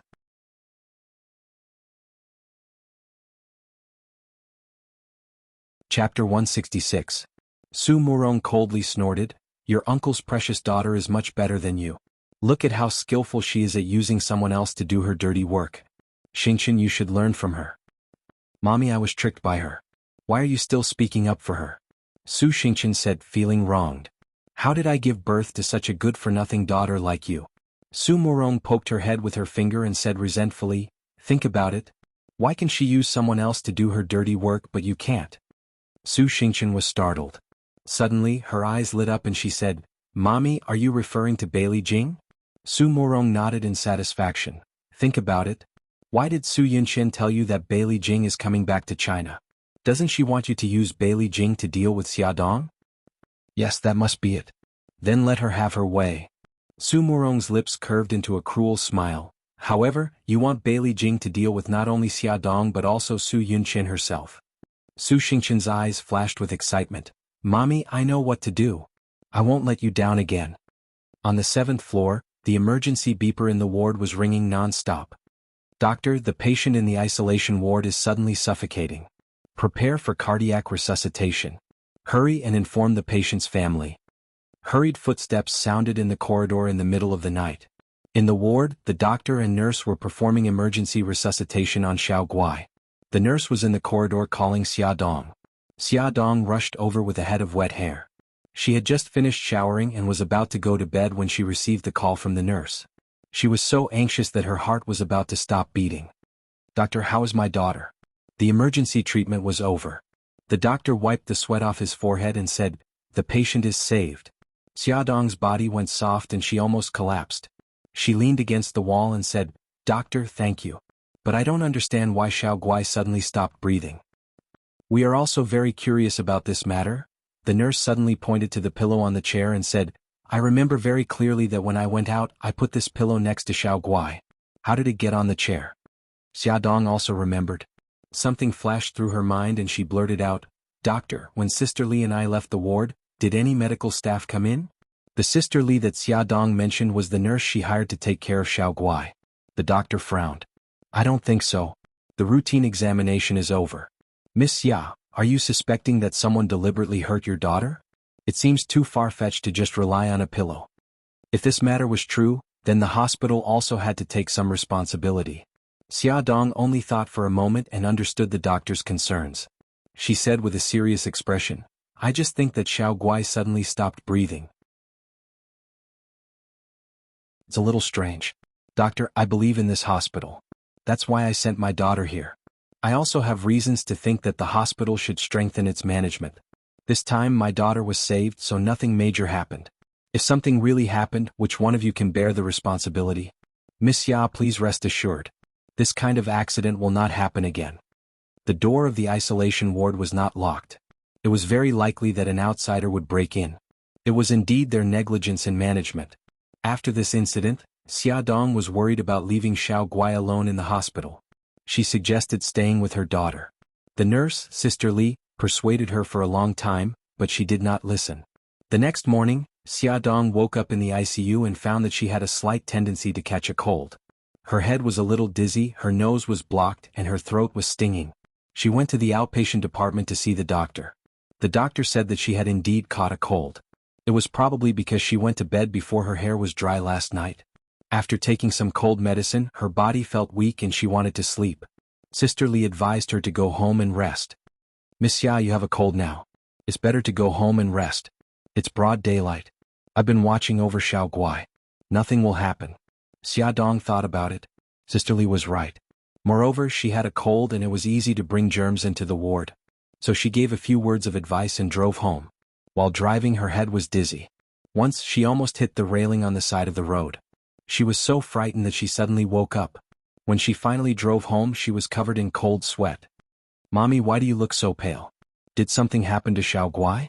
Xiao Bao saw her pale face and was shocked. "Xiao Guai is fine. I have a cold. Baby, Mommy took the medicine and is sleepy. I'm going to sleep for a while. Call me if you need anything." Xia Dong collapsed on the bed and fell asleep quickly. She did not even hear her phone ring many times. Bailey Han called Xia Dong's phone many times but no one answered. He had a bad feeling in his heart. In the end he called her home phone. Xiao Bao picked up. When the little guy heard his voice he was like a kitten. All the fur on his body stood up vigilantly. "Why are you looking for my mommy?" "I just want to ask your mommy how Xiao Guai is doing." Bailey Han pinched his eyebrows. He did not understand why the little guy was so hostile to him. Xiao Bao snorted. "Gi guy is fine. I don't need your fake kindness." Bailey Han paused and asked again, "Where's your mommy? Why hasn't she answered the phone?" Xiao Bao said impatiently, "My mommy is sick. She's sleeping now. Don't disturb her." "Sick?" Bailey Han frowned. "Is it serious?" "It's just a cold. I'm not going to talk to you anymore. I'm going to order takeout for my mommy. She definitely hasn't eaten yet."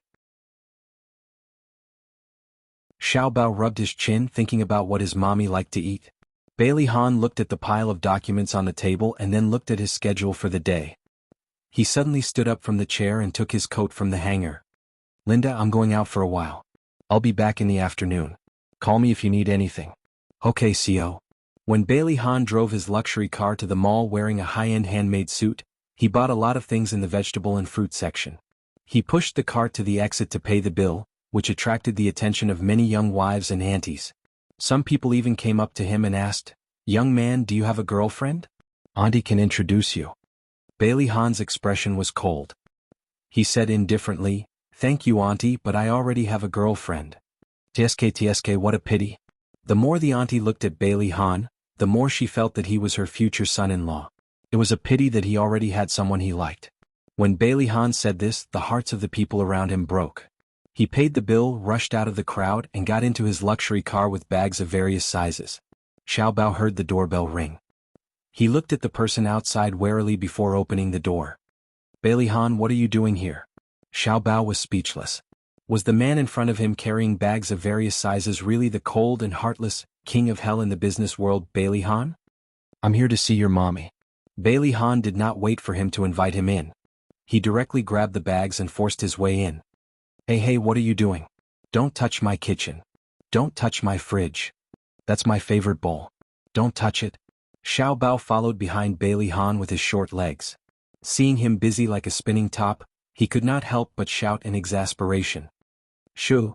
Bailey Han suddenly squatted down and put his index finger to his lips, making a shushing gesture. "Don't be so loud. Be careful not to wake your mommy." At this moment, Bailey Han was wearing an apron with cartoon images printed on it. His cold and handsome face looked much gentler. He touched Xiao Bao's head. "I'll make something delicious for you later. The kitchen is very smoky. Gigai, go play outside." You. Xiao Bao's face turned red. After a long while he squeezed out 3 words. "You rascal." Bailey Han chuckled and did not deny it. Xiao Bao flew into a rage out of humiliation. He kicked his leg and ran out of the kitchen angrily. Xia Dong woke up. She hugged the quilt and sat up in bed. Her head was still a little dizzy, but her cold symptoms had improved a lot. She grabbed a shawl and draped it over her shoulders. Yawning, she lazily walked to the living room and poured herself a glass of water. Holding it with both hands, she curled up on the sofa. A fragrant smell wafted from the kitchen, followed by the sound of cooking. Her mind was still not fully awake. She squinted her eyes and leaned against the soft sofa. She called out lazily, "Brother Shin?" After calling out, she suddenly realized that something was wrong. Brother Shin had gone to Japan. Then who was cooking in the kitchen? Could it be Miss Tianluo? She amused herself. Her mouth was open foolishly when a figure suddenly walked out of the kitchen with a plate of food in his hands. Xia Dong was instantly petrified. Bailey Han looked at her shocked expression in amusement. The corners of his lips turned up. "You're awake? Just in time. The food is ready. Get ready to eat." That man in the cartoon apron must have been a figment of her imagination. She must have opened her eyes the wrong way.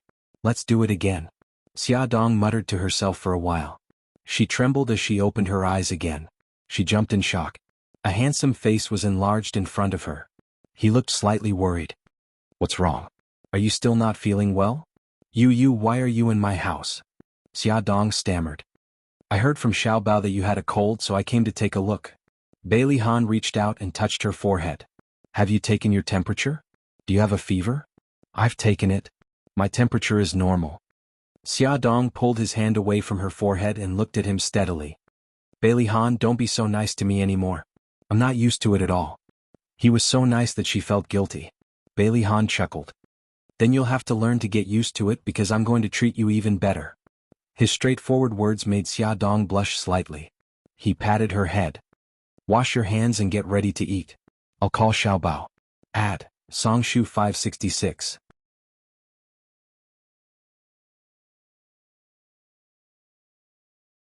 Chapter 167. The dishes were all very light and suitable for people who had a cold. There was stir-fried fungus with lilies, stir-fried lettuce, broccoli with garlic, cold cucumber with a few drops of sesame oil, and a pot of thick millet porridge. Bailey Han even specially made cola chicken wings and deep-fried drumsticks for Xiao Yi. It had to be said that Bailey Han's cooking was very good.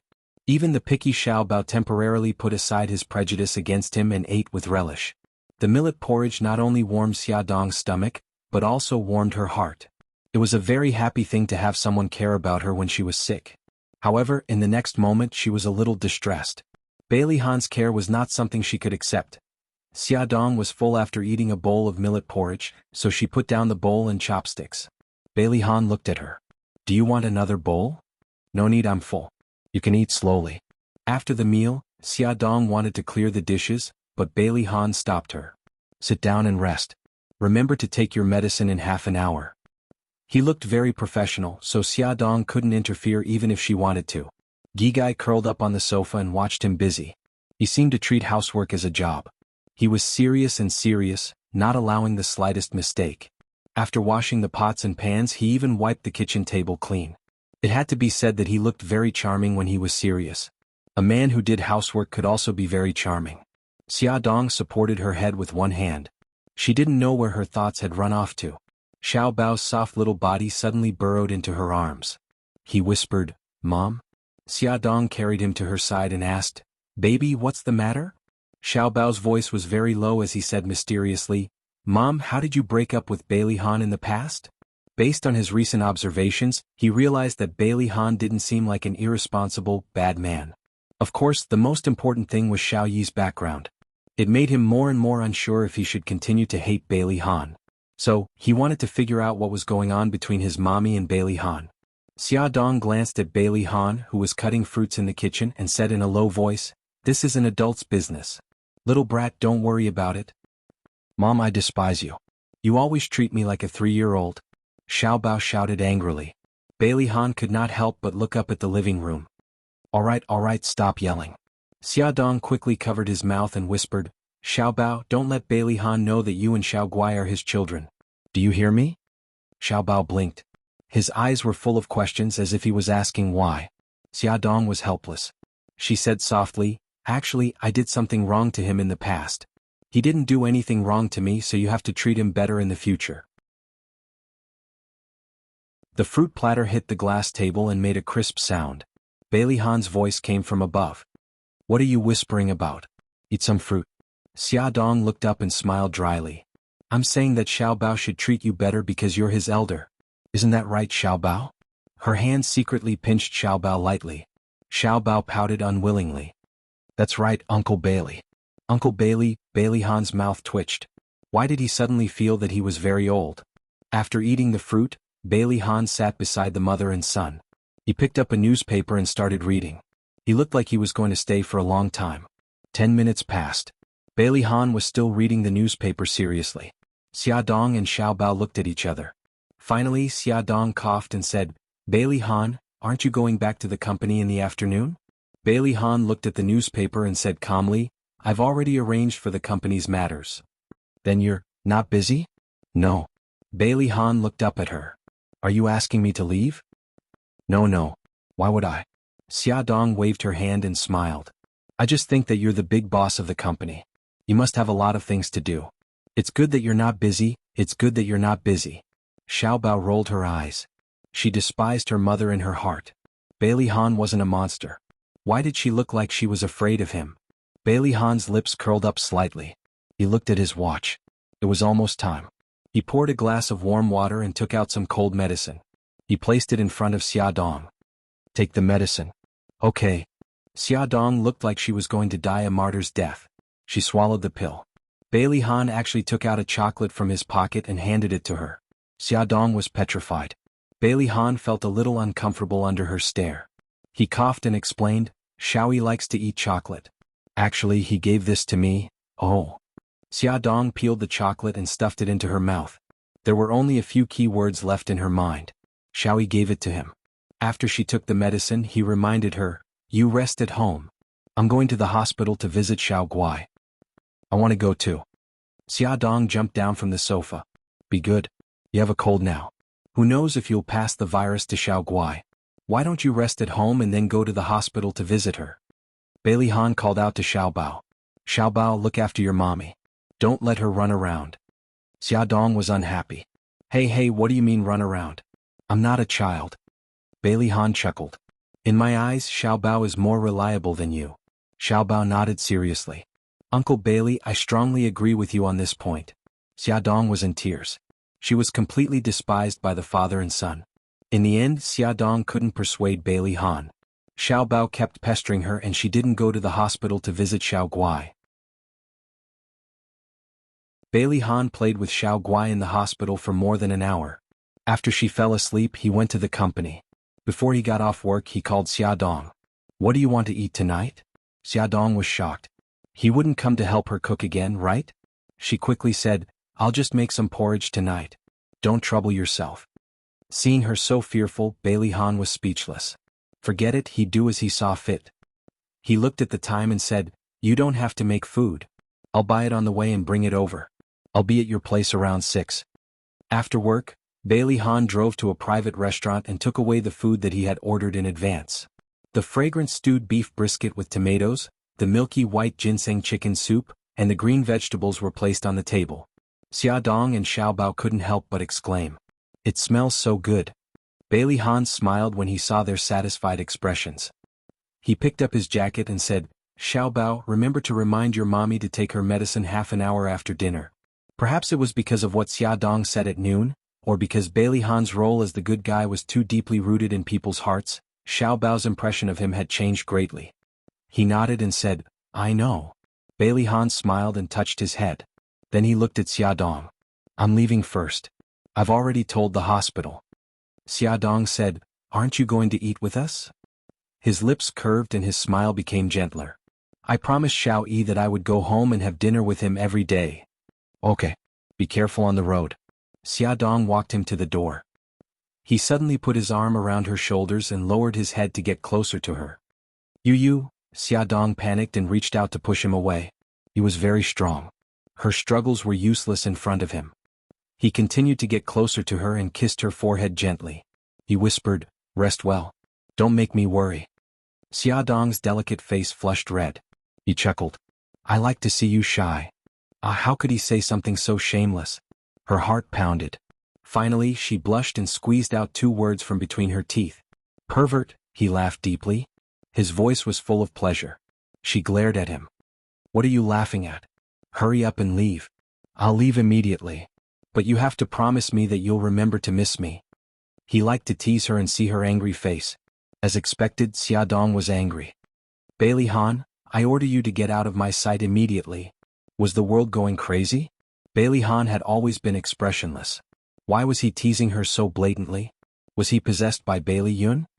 Alright, I was just joking. Don't be angry. Bailey Han knew when to stop.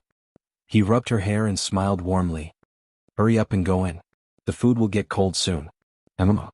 Xiaodong, who felt bullied by him, didn't even say goodbye. She closed the door and leaned against it to calm her nerves that were about to break down. Thanks to Bailey Han's meticulous care, Xiaodong recovered from her cold the next day and continued to live a lively and valiant life. Xiao Guai's illness was also much better. The doctor said that she could be discharged in 2 days. Of course, she still had to undergo chemotherapy on time to control her condition. On the day Xiao Guai was discharged, Xiaodong brought Xiao Bao and Bailey Han brought Xiao Yi. The 4 of them brought her home. Her face was as white as snow. She wore a mask and her small and soft body seemed to have lost a lot of weight.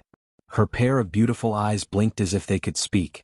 On the way, Xiaodong felt that something was wrong with Xiao Yi. He sat in the back corner expressionlessly and seemed to be very angry. Xiaodong turned around and whispered to Bailey Han, "What's wrong with Xiao Yi? He seems unhappy." Bailey Han also whispered, "I'm not sure either." Xiaodong glared at him. "How can you be his daddy?" He smiled and said half-jokingly, "Since you're worried, why don't you be his mommy? It'll make it easier for you to supervise me." Xiaodong couldn't be bothered with him. Xiao Guai, who was in Xiaodong's arms, was so happy that her eyes narrowed into slits. She giggled and said, "Mommy, Uncle Bailey, I heard you. Little one, look at how capable you are." Xiaodong was amused and kissed her daughter on the cheek. Bailey Han chuckled. "Xiao Guai, do you agree with Uncle Bailey's suggestion?" Add Song Shu 566.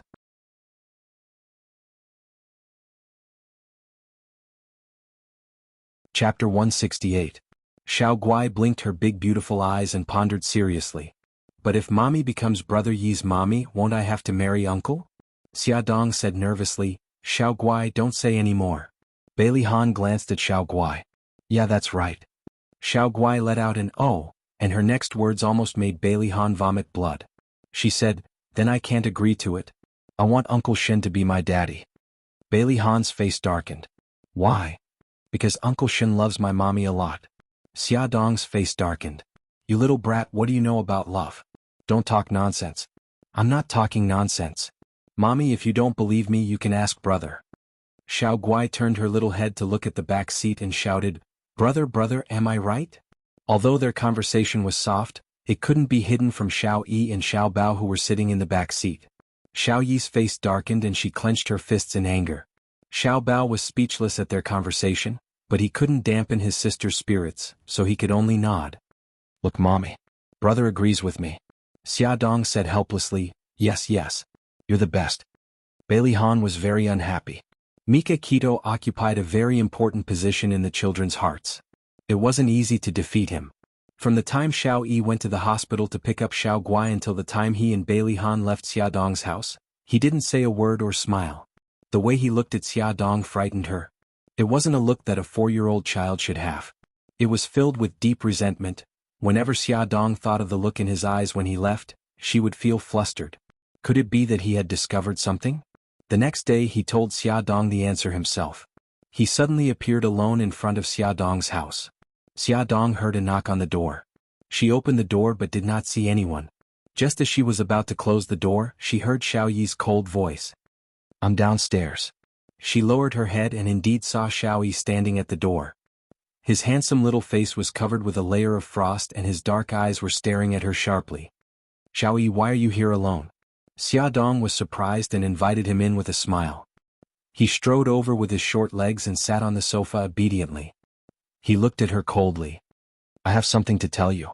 Xiaodong poured a glass of fruit juice for him and sat across from him. "Xiao Yi, what do you want to tell me?" Xiao Yi's eyes revealed a deep resentment and he asked word by word, "Why did you abandon me?" Xiaodong's breathing suddenly stopped and her heart almost stopped beating. She gritted her teeth fiercely and came back to her senses. She forced a smile. "Xiao Yi, what are you talking about? Auntie doesn't understand?" He suddenly became angry and his little face flushed red. He said fiercely, "Stop pretending. I've tested our DNA and I know you're my mommy." Xiaodong's head exploded and her body trembled violently. She leaned against the sofa and her face was as pale as snow. "I'm asking you, why did you abandon me?" In order to get an answer today, he had snuck over to ask her while Daddy was at work. Xiaodong's lips trembled and her face was full of pain. "I'm sorry, Xiao Yi." "I'm sorry?" Xiao Yi jumped off the sofa angrily and walked in front of her. He looked up and stared at her coldly. "I want to know the answer. Why did you abandon me?" "I'm sorry." Xiaodong bent down to hug him. "Xiao Yi, I'm sorry. I love you. I didn't abandon you on purpose. I really have my reasons." He couldn't dodge in time and was hugged tightly by her. Her embrace was so fragrant and warm.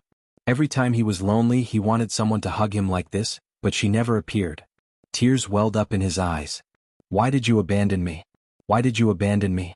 Do you know how pitiful it is to be a child without a mommy?" I'm sorry." Xiaodong was already sobbing. She hugged him tightly and apologized repeatedly. "Why did you abandon me? You're the one who abandoned me." Xiao Yi was full of resentment. I'm the same as Xiao Bao and Xiao Guai. We're both your children. How could you treat me like this? How could you treat me like this? Xiao Yi became more and more agitated as he spoke. He finally burst into tears and pounded his chest with his fists. I hate you. I hate you.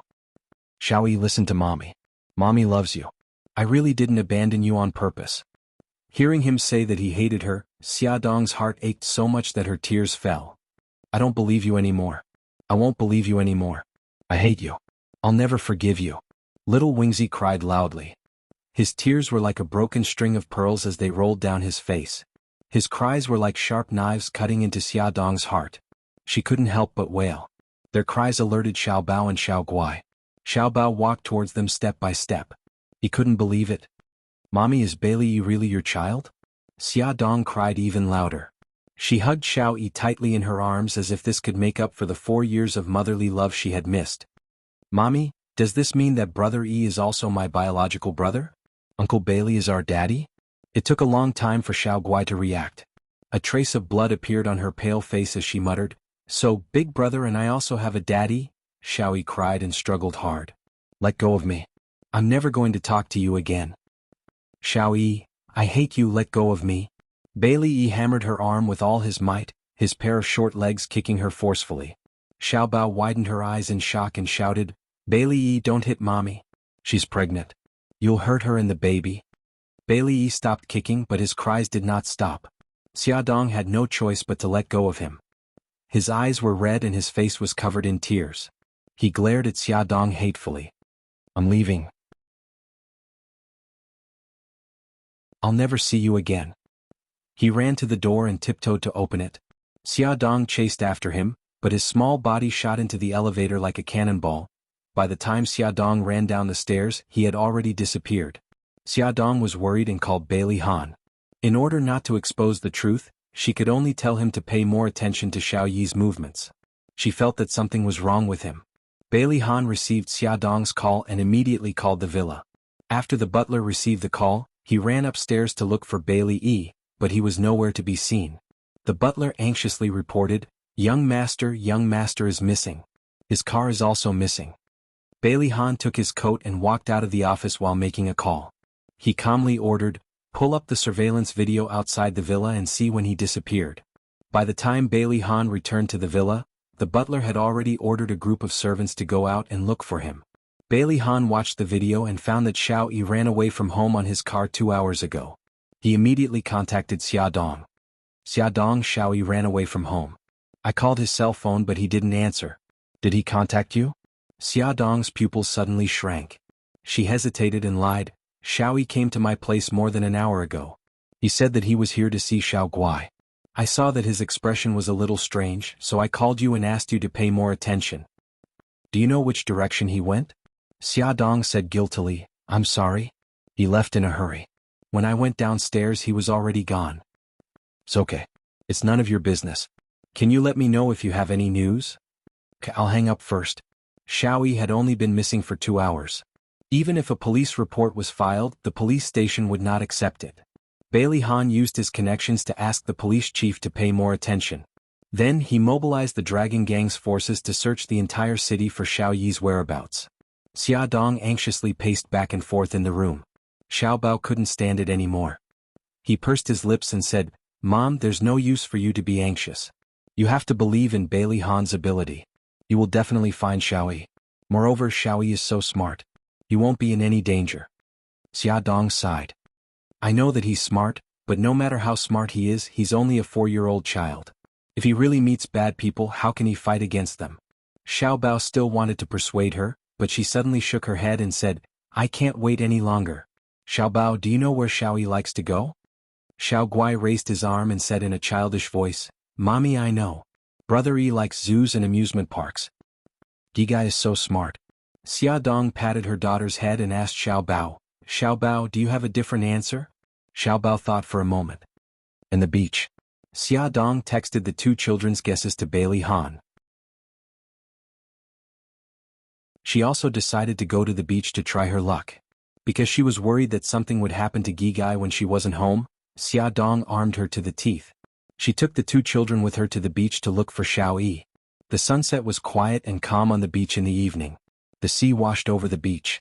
From time to time, shells and small fish were stranded on the shore. Xia Dong put a sun hat on Xiao Guai. She carried her and looked around the beach, hoping to find Xiao Yi. Xiao Bao walked beside her and craned his neck from time to time to look here and there. He was also a little anxious. Although he used to hate Bailey Yi, when he found out that Bailey Yi was his brother, his rejection of Bailey Yi lessened a lot. He even slowly began to accept him. Mom, you and Xiao Bao are over here. I'll go over there and take a look. Xiao Bao pointed at a rocky mountain. I don't think so.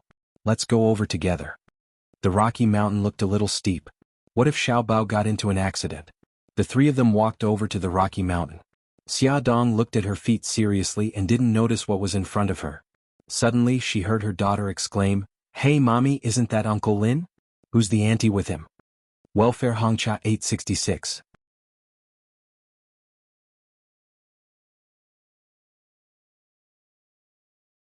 Chapter 169. Xia Dong looked up and saw a couple walking towards them with their backs to the setting sun. The man was Lin Shihao and the woman was Bai Meiwei. Bai Meiwei was wearing a long white dress, and her long hair was draped over her shoulders. Her long dress swayed gently in the sea breeze. She was very beautiful, like a fairy descending into the mortal world. The two of them had their heads lowered and seemed to be talking about something. They didn't notice Xia Dong and the others. Xia Dong's eyes moved. She carried her daughter with one hand and pulled Xiao Bao with the other, and they hid behind a huge rock. The two of them gradually walked towards them. When they passed by the rock, Xia Dong heard their conversation. Bai Meiwei said, "Senior, thank you for coming here with me. I feel much better now." Lin Shihao said, "The patient passed away and the family members are upset. They said a few unpleasant things. Don't take it to heart." Bai Meiwei smiled. "Senior, I really admire you. You don't seem to get angry no matter what happens." Lin Shihao also smiled. "Really? I'm not a god. How can I not be angry?" Bai Meiwei smiled brightly. "You are like a god in my heart. It seems like nothing can stump you." "You're exaggerating." The sound of their conversation gradually faded away. Xia Dong walked out from behind the rock. She felt a little uncomfortable, but she quickly comforted herself. Maybe she was thinking too much. They were just normal friends. "Vixen." Xiao Bao puffed up his cheeks and snorted. Xiao Bao, don't talk nonsense." "I'm not talking nonsense. That woman is obviously not a good person." Xiao Bao hated women who seduced other people's men. So annoying. Xia Dong rubbed his head speechlessly. "Let's hurry and find Xiao Yi." "Mommy, I want to get down. I want to walk on my own." Xiao Guai whined in her arms. "Gigai, it's not easy to walk on the beach. Mommy should carry you." "But I don't want to tire out the little brother in Mommy's stomach." Xiao Guai obediently hugged her neck and said, "Mommy, I promise I'll be careful when I walk." "Mom, let Gigai down." "I'll take care of Gigai," Xiao Bao promised as he patted his chest. "All right then. You all have to be careful." Xia Dong put Xiao Guai down and watched as the siblings walked forward hand in hand. They searched the beach for more than half an hour, but they didn't find Xiao Yi. Instead, they bumped into a few men in black. They held Xiao Yi's photo and asked around if anyone had seen this child. Xia Dong knew that they were from Bailey Han. On the other side, Bailey Han also drove to the place where he had gone with Xiao Yi to search, but he didn't find any good news. The sun was about to set. In a park, a child was sitting on a bench with an expressionless face. Beside him was an advanced children's scooter. The phone in his pocket kept ringing, so he finally turned it off. "Hey little brat, is this scooter yours? Lend me your scooter to play with." A group of 7 or 8-year-old children walked over with their arms around each other's shoulders. The tallest child among them asked arrogantly. Xiao Yi was in a bad mood and didn't want to pay attention to them. He coldly looked at them and didn't answer. "Hey little brat, our boss is talking to you. Why don't you answer? Are you mute?" Xiao Yi coldly snorted. His eyes were full of disdain. "Hey this damn brat, are you looking for a beating? Su'er, drag his scooter to me." The child who was called boss was angry. Xiao Yi jumped off the bench and stood in front of his scooter. He coldly said, "Get lost." The child called Su'er shouted, "Brat, you have no manners. You must have a mother who gave birth to you and didn't teach you." Xiao Yi was poked in his wound. His anger flared up. His eyes were like sharp knives. He stared at the child who spoke and clenched his fists. "Say that again if you have the guts." "Humph, you little brat, you still want to teach me a lesson?" "I'll say it again. Do you think I don't dare?" I said you have no manners. You have a mother who gave birth to you and didn't teach you. There were a total of 5 people. Each of them was taller and stronger than Xiao Yi. They didn't put this little brat in their eyes. Go to hell. Xiao Yi angrily rushed forward. Although he was small, he was very strong. He had learned a few moves from the bodyguards at home. He punched and kicked Su'er. Su'er was kicked in the stomach and cried out in pain. Boss, this damn brat is quite powerful. The child next to him interjected, should we help Su'er? Isn't that nonsense? Let's all go together and teach this stinking brat a lesson. The 5 children rushed forward together. Xiao Yi was surrounded in the middle. He was like an enraged little beast. He stared at them fiercely. The hatred in his eyes made the child closest to him tremble. He subconsciously took a step back. You are too useless. You are afraid of this little brat. The leader of the children slapped the head of the cowardly child. He was the first to rush forward. He bent down and grabbed Xiao Yi's clothes. He fiercely said, Brat, you hurt my brother. I will teach you a lesson. Bah! Xiao Yi spat on his face. I am so angry. The leader of the children wiped the saliva on his face and slapped Xiao Yi's cheek. Little Wingzi tilted his head and dodged the man's slap. Little Wingzi then kicked the man's leg. The man cried out in pain and shouted at the 4 people who were still in a daze, don't just stand there. Oh! The 5 of them grabbed Xiao Yi's arms, legs, and directly hugged him from behind. Slaps and fists fell like raindrops. Little brat, quickly beg us for mercy. We will let you go. Xiao Yi's face was bruised, but his expression was stubborn. He didn't let them go. His eyes were sharp and cold. He couldn't wait to pounce on them and bite them to death. What are you doing? Let him go. Suddenly there was a fierce roar. The 5 children looked up and saw a woman running towards them with a face full of anger. They immediately let go of Xiao Yi and ran away like a swarm of bees. After returning from the beach, Xia Dong drove to a few more places, but she couldn't find Xiao Yi. She was about to go crazy from anxiety. In the end, she saw Xiao Guai leaning against the chair and falling asleep. She had no choice but to take the children home. When she passed by the park, she suddenly had an idea. This was very close to her neighborhood, so Xiao Yi might be here. Thus, she parked the car by the roadside and asked Xiao Bao to take care of the sleeping Xiao Guai. She ran in to try her luck. Unexpectedly, she saw a group of children bullying Xiao Yi from afar, so she rushed over to scold them. She didn't expect to see Xiao Yi with a face full of injuries. Xiao Yi, don't be afraid. I will take you to the hospital right away. Xia Dong's heart almost stopped beating. She pounced on him to hug him, but he pushed her away. He said coldly, go away. I don't need you to care about me. Xia Dong's nose twitched. She choked and said, do you know that because you went missing we were all very worried? Your daddy is still looking for you everywhere. How can you be so willful? He said coldly, I'm willful? That's because I was born to a mother and raised by no mother. His words were like a sharp knife stabbing into her body, and it hurt her to the core. Tears welled up in her eyes and she dug her nails into her palms. Okay, you can hate me. But if you are so willful, how can you face daddy who loves you? Xiao Yi, Gigai, listen to me and let me take you to the hospital, okay? She said the last sentence almost in a pleading tone. His dark eyes moved and he stared deeply into her quietly crying eyes. His heartless words cut into her heart. You have never cared about me since I was born. I don't want you to care about me now, and I don't want you to care about me in the future. I will treat it as if my mommy is already dead. Tears streamed down her face. He flung her hand away and walked to his scooter. Just as he was about to step onto the scooter, Xia Dong rushed over and quickly picked him up. Let go of me, let go of me. Xiao Yi struggled and screamed. He even bit her arm with his teeth, but he didn't kick her. I won't let go. I won't let go. Even if you hate me, I will take you to the hospital. Xia Dong said as she walked quickly with Xiao Yi in her arms. Xiao Yi was much heavier than Xiao Guai. When they reached the entrance of the park, Xia Dong was already tired, but she still gritted her teeth and carried him to her car. Bao Bao, I will put Xiao Yi in the back seat. Look after him. Xia Dong put Xiao Yi in the back seat and instructed Xiao Bao. Xiao Yi was in a sorry state. His face was injured and the corner of his mouth was red and swollen. Xiao Bao's pupils contracted when he saw him like this. He desperately grabbed onto him as he tried to escape and said angrily, Don't be so childish, okay? Behave yourself. The car door slammed shut and Xia Dong started the car. Xiao Yi wanted to escape, but he didn't have the chance. He gradually calmed down. Xiao Bao sighed in relief and poked his arm with his finger. There was concern in his voice that even he didn't notice. What happened to your injuries? Did you get into a fight with someone? Little Wingzy hissed in pain when his finger poked Little Wingzy's arm.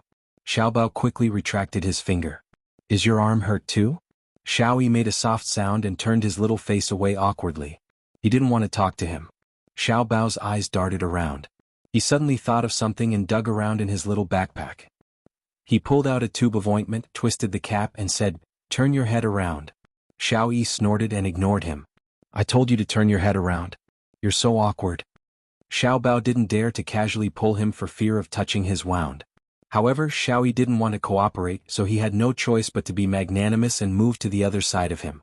He applied some ointment on the ointment with his small finger and reached out to Xiao Yi's eyes. Xiao Yi frowned. "What are you trying to do?" Welfare Xingwu 799.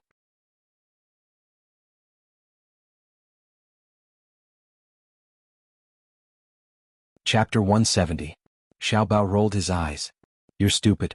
Isn't it obvious that I'm going to help you apply medicine? Don't move." Xiao Yi's eyes flickered, but he really didn't dodge. Xiao Bao was very serious as he gently rubbed the medicine on his wound bit by bit. Xia Dong saw through the rearview mirror that Xiao Bao was applying medicine for Xiao Yi, and Xiao Yi didn't struggle or resist. Her mood instantly improved. No matter what, there was still affection between the two children. Xiao Yi wouldn't be so lonely in the future. Bailey Han quickly arrived at the hospital. Xia Dong and the others were sitting on a bench in the corridor. The injuries on Xiao Yi's face had already been treated. The corner of his mouth was the most serious, red and swollen. The sleeves of both of his arms were rolled up high, revealing patches of bruises and bruises. His heart ached and he was angry. It took him a long time to control his anger. He asked in a low voice, "Why did you run away from home?" Xiao Yi hung his head. "I didn't run away from home. I just wanted to have some peace and quiet outside before going home." Peace and quiet. Bailey Han didn't know whether to laugh or cry at his mature thinking. He frowned and said, "How did you end up like this? Did you get into a fight with someone?" "Yeah." He was honest and admitted his guilt. Bailey Han looked stern. "Why did you get into a fight?" Xiao Yi looked up at him. His eyes were covered with a layer of mist.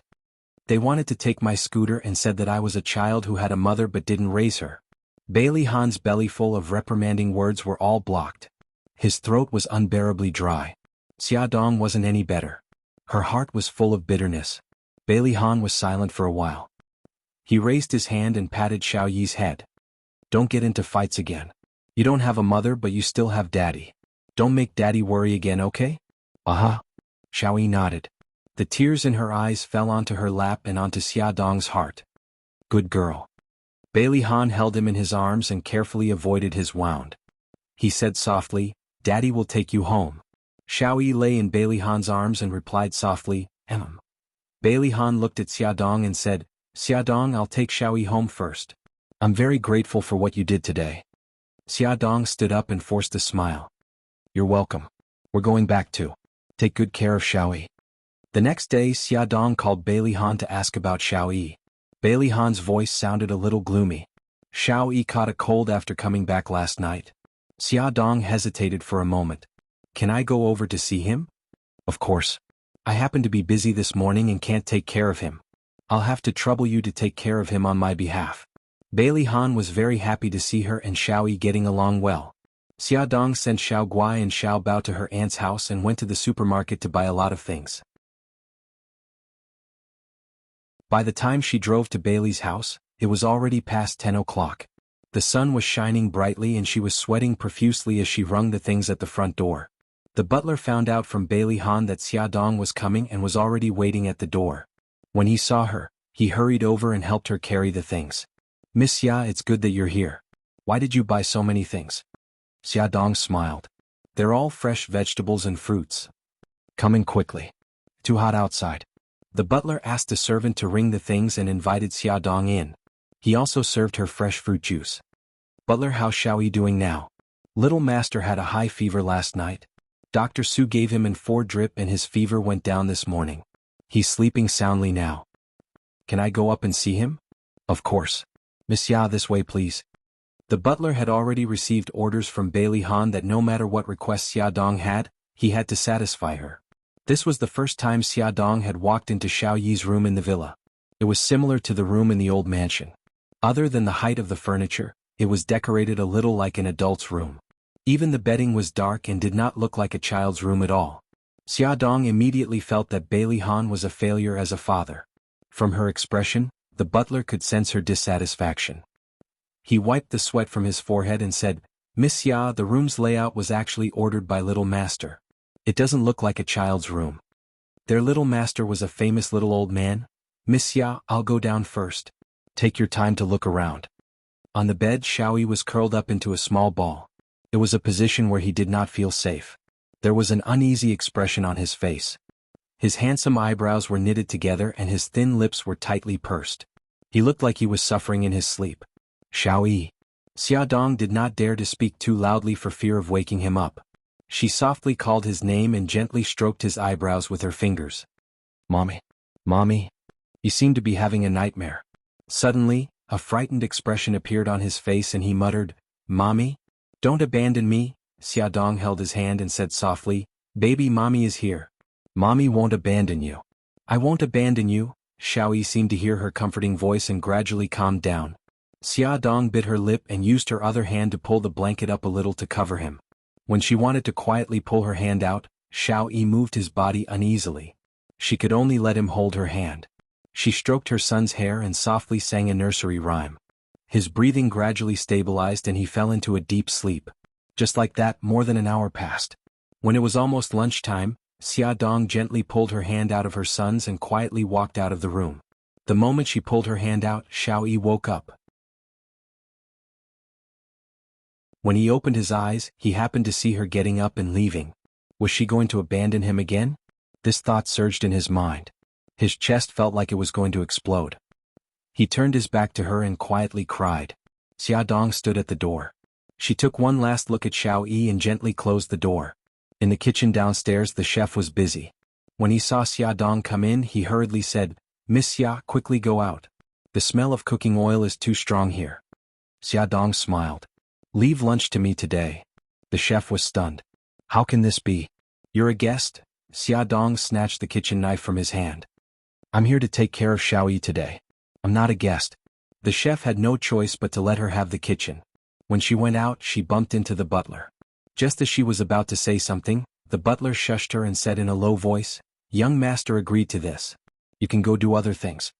The butler had a deep understanding of Bailey Han's thinking. When Xiaodong came out of the kitchen, there was not a single servant in the villa. It was as if only she and Xiao Yi were left. Although Xiaodong felt that it was a little strange, she did not think too much about it.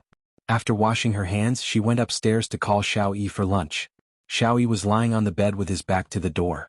She called out to him softly. She didn't leave? Xiao Yi tensed up and pricked up his ears. He heard her approach the bed and sit down beside him. She gently stroked his hair. "Xiao Yi, get up and eat. You can sleep after eating, okay?" His body froze and he turned around to look at her. His dark eyes were filled with complicated emotions. "Be good. Get up and eat." Xiaodong carried him from the bed and smiled gently. "Do you want me to carry you downstairs or do you want to walk downstairs yourself?" He was very greedy for her embrace, but he still pushed her away and said coldly, "I said I don't want to see you." She was very hurt, but the smile on her face did not change. "I'll leave after you finish eating. Xiao Yi, don't hurt your body because you're angry with me, okay?" He looked at her quietly and she looked at him quietly. Finally, he turned his face away and said coldly, "I want to get out of bed. Okay, I'll get some clothes for you." Xiaodong put him down on the bed and took a jacket from the changing room for him to put on. When they went downstairs, he walked in front of her with his head held high and his chest out. He walked carefully step by step. Although most of the dishes on the table were vegetarian, they were all his favorite dishes. The sour cold fern root powder whetted his appetite as soon as it entered his mouth. She had also made fragrant and sweet corn porridge. After the meal there was also a small dessert, stewed double-skin milk. However, she had only prepared a small portion, so he didn't eat to his heart's content at all. Seeming to know his dissatisfaction, she smiled and explained, "You're sick, so you shouldn't eat too much. I'll make a few more desserts later and put them in the fridge. You can eat them at night, but you can't eat too much. It's not good for your health if you eat too much at night." He curled his lips coldly. "Okay, I got it. You're so long-winded. She smiled and let him play in the living room for a while. She cleared the table and was about to wash it when a maid appeared out of nowhere and said, "Miss Xia, I'll wash it." "Okay, I'll have to trouble you then." Xia Dong didn't stand on ceremony and went to the living room to accompany Xiao Yi. Xiao Yi sat on the sofa and watched the television, ignoring her existence. She took the chessboard over and said, "Xiao Yi, play chess with me, okay?" He looked at her coldly. "Do you know how to play chess?" She smiled sheepishly. "It's such a high IQ game." "Of course. I don't." "Then what do you want to play?" Actually, she didn't want to play chess at all. She just wanted to get closer to him. She blinked. "Gamoku." He sneered. "Boring." She laughed dryly. "That's true. Forget it then." He took the black stones nonchalantly. "I'll take the white stones and you take the black stones. You go first." "Oh, okay." The corners of Xia Dong's lips curled up slightly. The mother and son pair laid on the small table and started to play chess. The black stones had a great advantage, but Xia Dong still couldn't beat Xiao Yi. Xiao Yi mocked her. "You're so stupid. I already have 3 stones here. Why don't you block me? Instead, you're wasting your stones here?" Xiao Yi is so smart. Xia Dong wasn't angry at all. Instead, she smiled and praised him. He snorted coldly, and his ears were tinged with a faint pink color. After playing chess for more than an hour, Xia Dong urged Xiao Yi to take his medicine and wanted to send him upstairs for an afternoon nap. He refused. He had slept for so long in the morning and didn't want to sleep anymore. Welfare Songshu 566.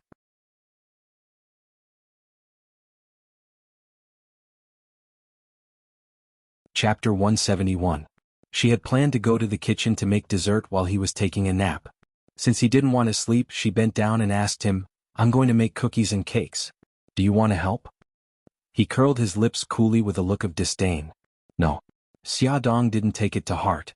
She smiled and said, "Then you play by yourself. I'm going to the kitchen." Xia Dong first inspected the villa's kitchen. The ovens, cake molds, biscuit molds, egg splitters, measuring cups, and other utensils needed to make cakes and biscuits were all very complete. Coupled with the other ingredients she had bought, it was very easy to make delicious cakes and biscuits. First, she planned to make Xiao Yi's favorite chocolate chestnut cake. She cut the butter and dark chocolate into small pieces and put them into a bowl with fine sugar and milk. She heated it over water and stirred it continuously until it completely melted and turned into a liquid. Then she beat the eggs and poured them into the chocolate mixture. She mixed them evenly, then added flour, cocoa powder, and baking powder, and mixed them evenly into cake batter. She put the batter into a grinding tool and baked it for later use. Next, she made the chestnut cream filling. Sifting the chestnuts was a very time-consuming task. Xia Dong worked for about half an hour before she finished sifting the ripe chestnuts into chestnuts. She sighed deeply and rubbed her aching waist. She inadvertently looked up and saw Xiao Yi standing at the kitchen door.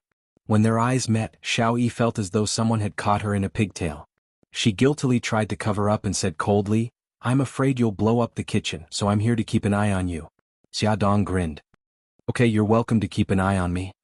She lowered her head and continued working. After she finished making the chestnut cream filling, she put it into the floral tape. She cut a hole in the floral tape and squeezed the chestnut cream filling onto the cake. She carefully handled every step and didn't notice that Xiao Yi, who was originally standing at the door to keep an eye on her, had disappeared. Then a glass of fresh lemon juice suddenly appeared near her right hand. She looked down at Xiao Yi by her feet. Xiao Yi pouted and raised her chin coolly. "If you blow up the kitchen, you can use this glass of lemon juice to put out the fire." Xia Dong smiled, but she didn't expose him. "If the kitchen didn't explode, I would have drunk this glass of lemon juice in order not to waste it." He snorted. "That's your business. You don't have to report to me. I'm going out to play." "Wait a moment." Xia Dong quickly cut a small piece of cake and put it on a plate. She took a fork and squatted in front of him. "Supervisor, the cake is ready. Try it first." The aroma of the freshly baked cake wafted in the air. He, who liked sweets, was immediately attracted by the cake on the plate. However, he was unwilling to show his liking in front of her. He turned his face away and said, "I'm still very full. I don't want to eat." "It's okay. I'll leave it for now and eat it when you're hungry." Xia Dong put the plate back on the table with a smile. "Next, I'm going to make a nice and delicious snack. Purple potato balls. Supervisor, do you want to continue to supervise here?" "It's none of your business," Xiao Yi said coldly. He didn't even look at her. He straightened his chest and walked out of the kitchen. Xiaodong watched his short figure disappear at the door and smiled bitterly. However, when her gaze landed on the glass of lemon juice, her heart warmed a little. Compared to making chocolate chestnut cake, making purple potato balls was much easier. Purple potato balls were suitable for eating immediately. If they were left for too long, they wouldn't taste good. She only fried a small plate for Xiaoyi's afternoon snack. Then she wrapped the rest of the purple potato dough in plastic wrap and put it in the fridge. She planned to tell the chef to make it for Xiaoyi in the future before she left. Looking at the time, it was only 4 in the afternoon. It was still early. She made a simple salty biscuit, black sesame seaweed biscuit. Finally, she made mango glutinous rice paste and put it in the fridge. When Bailey Han came back from work, it would be ready to eat. It was to repay him for taking care of her when she was sick. After doing all this, Xiaodong washed her hands. She carried the plate of chocolate chestnut cake and freshly squeezed apple juice to the living room. She didn't see Xiaoyi. After thinking about it, she asked the maid to send it upstairs on her behalf. Xiaoyi hated her. If she sent it upstairs, he might refuse. "Miss Xia, you're leaving already? Aren't you going to say goodbye to the young master?" When Xiaodong packed up and was about to leave, the butler appeared at the right time. "No need. I'm just here to see him today. I'm relieved to see that he's getting better. Uncle Li, please take good care of him." After saying the last sentence, Xiaodong felt that she had misspoken. Butler Li would naturally take good care of Xiaoyi. She had no right to ask, so she smiled apologetically. "Uncle Li, I didn't mean anything else." "I understand, Miss Xia." Uncle Li was a kind person. He smiled kindly and said, "I know Miss Xia is sincerely looking out for the young master. The sun is still very hot outside. You should rest for a while before leaving." "No, I have to go home to take care of the children." "Uncle Li, thank you for your hospitality." Xiaodong was grateful that he deliberately gave her the opportunity to be alone with Xiaoyi. The maid sent the cake and drinks to Xiaoyi's room. He asked expressionlessly, "Why isn't she coming up?" The maid was stunned for a moment before she reacted. "Young master, Miss Xia is leaving." Xiaoyi jumped down from the chair and ran to the stairs. He happened to see Xiaodong saying goodbye to the butler and then walking towards the garage under the scorching sun. There was a hint of struggle in his eyes. In the end, he gritted his teeth and ran back to his room without looking back. The cake was soft, fragrant, and sweet. It tasted very good. After eating one piece, he couldn't help but want to eat a second piece. However, the maid refused to cut the cake for him. "Young master, Miss Xia instructed before she left that you can't eat too much dessert. Otherwise, you won't be able to eat dinner tonight." Xiaoyi's face darkened and he didn't say anything. "Although you can't eat cake anymore, Miss Xia still prepared purple potato balls for you." The maid brought over a small plate of purple potato balls. It was really a very small stack. Xiaoyi counted and there were only 5 in total. After Xiaoyi ate one, his eyes immediately became heart-shaped. It was too delicious. Unfortunately, it was very little. The maid seemed to see his regret.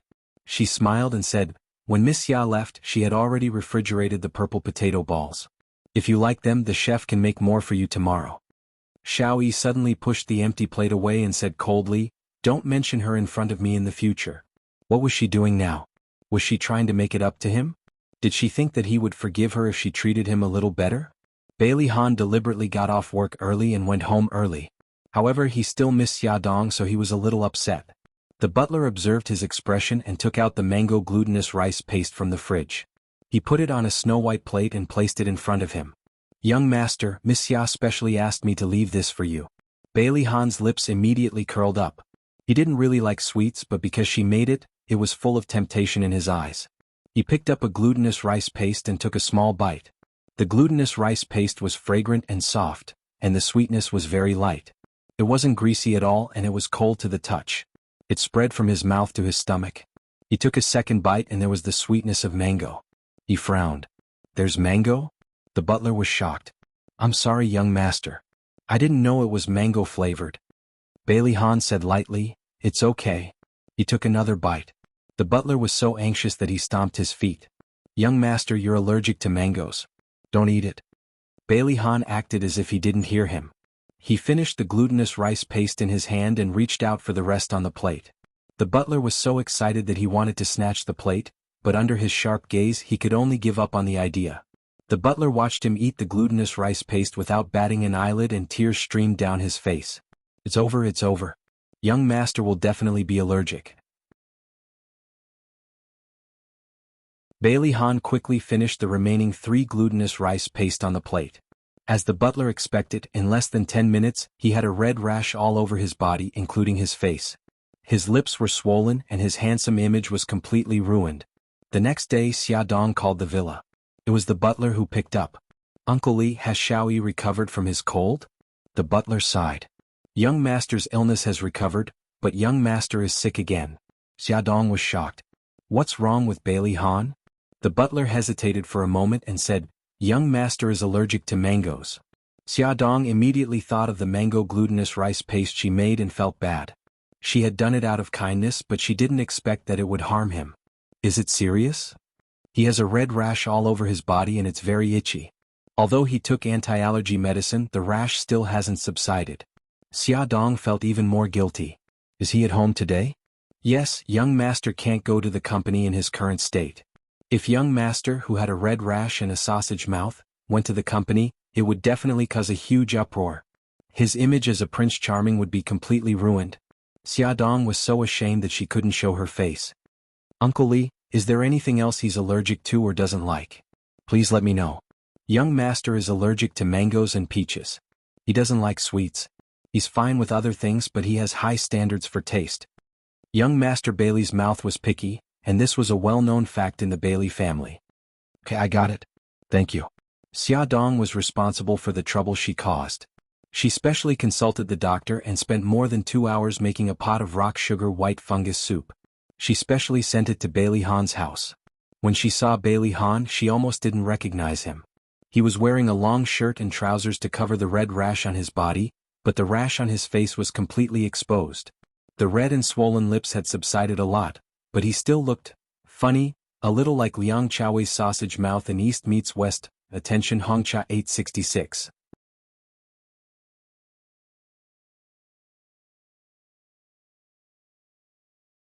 Chapter 172. Xia Dong came with a heart of remorse, but when she saw him like this, her shoulders couldn't help but tremble suspiciously. Bailey Han was calm and said mildly, if you think it's funny, then don't hold it in.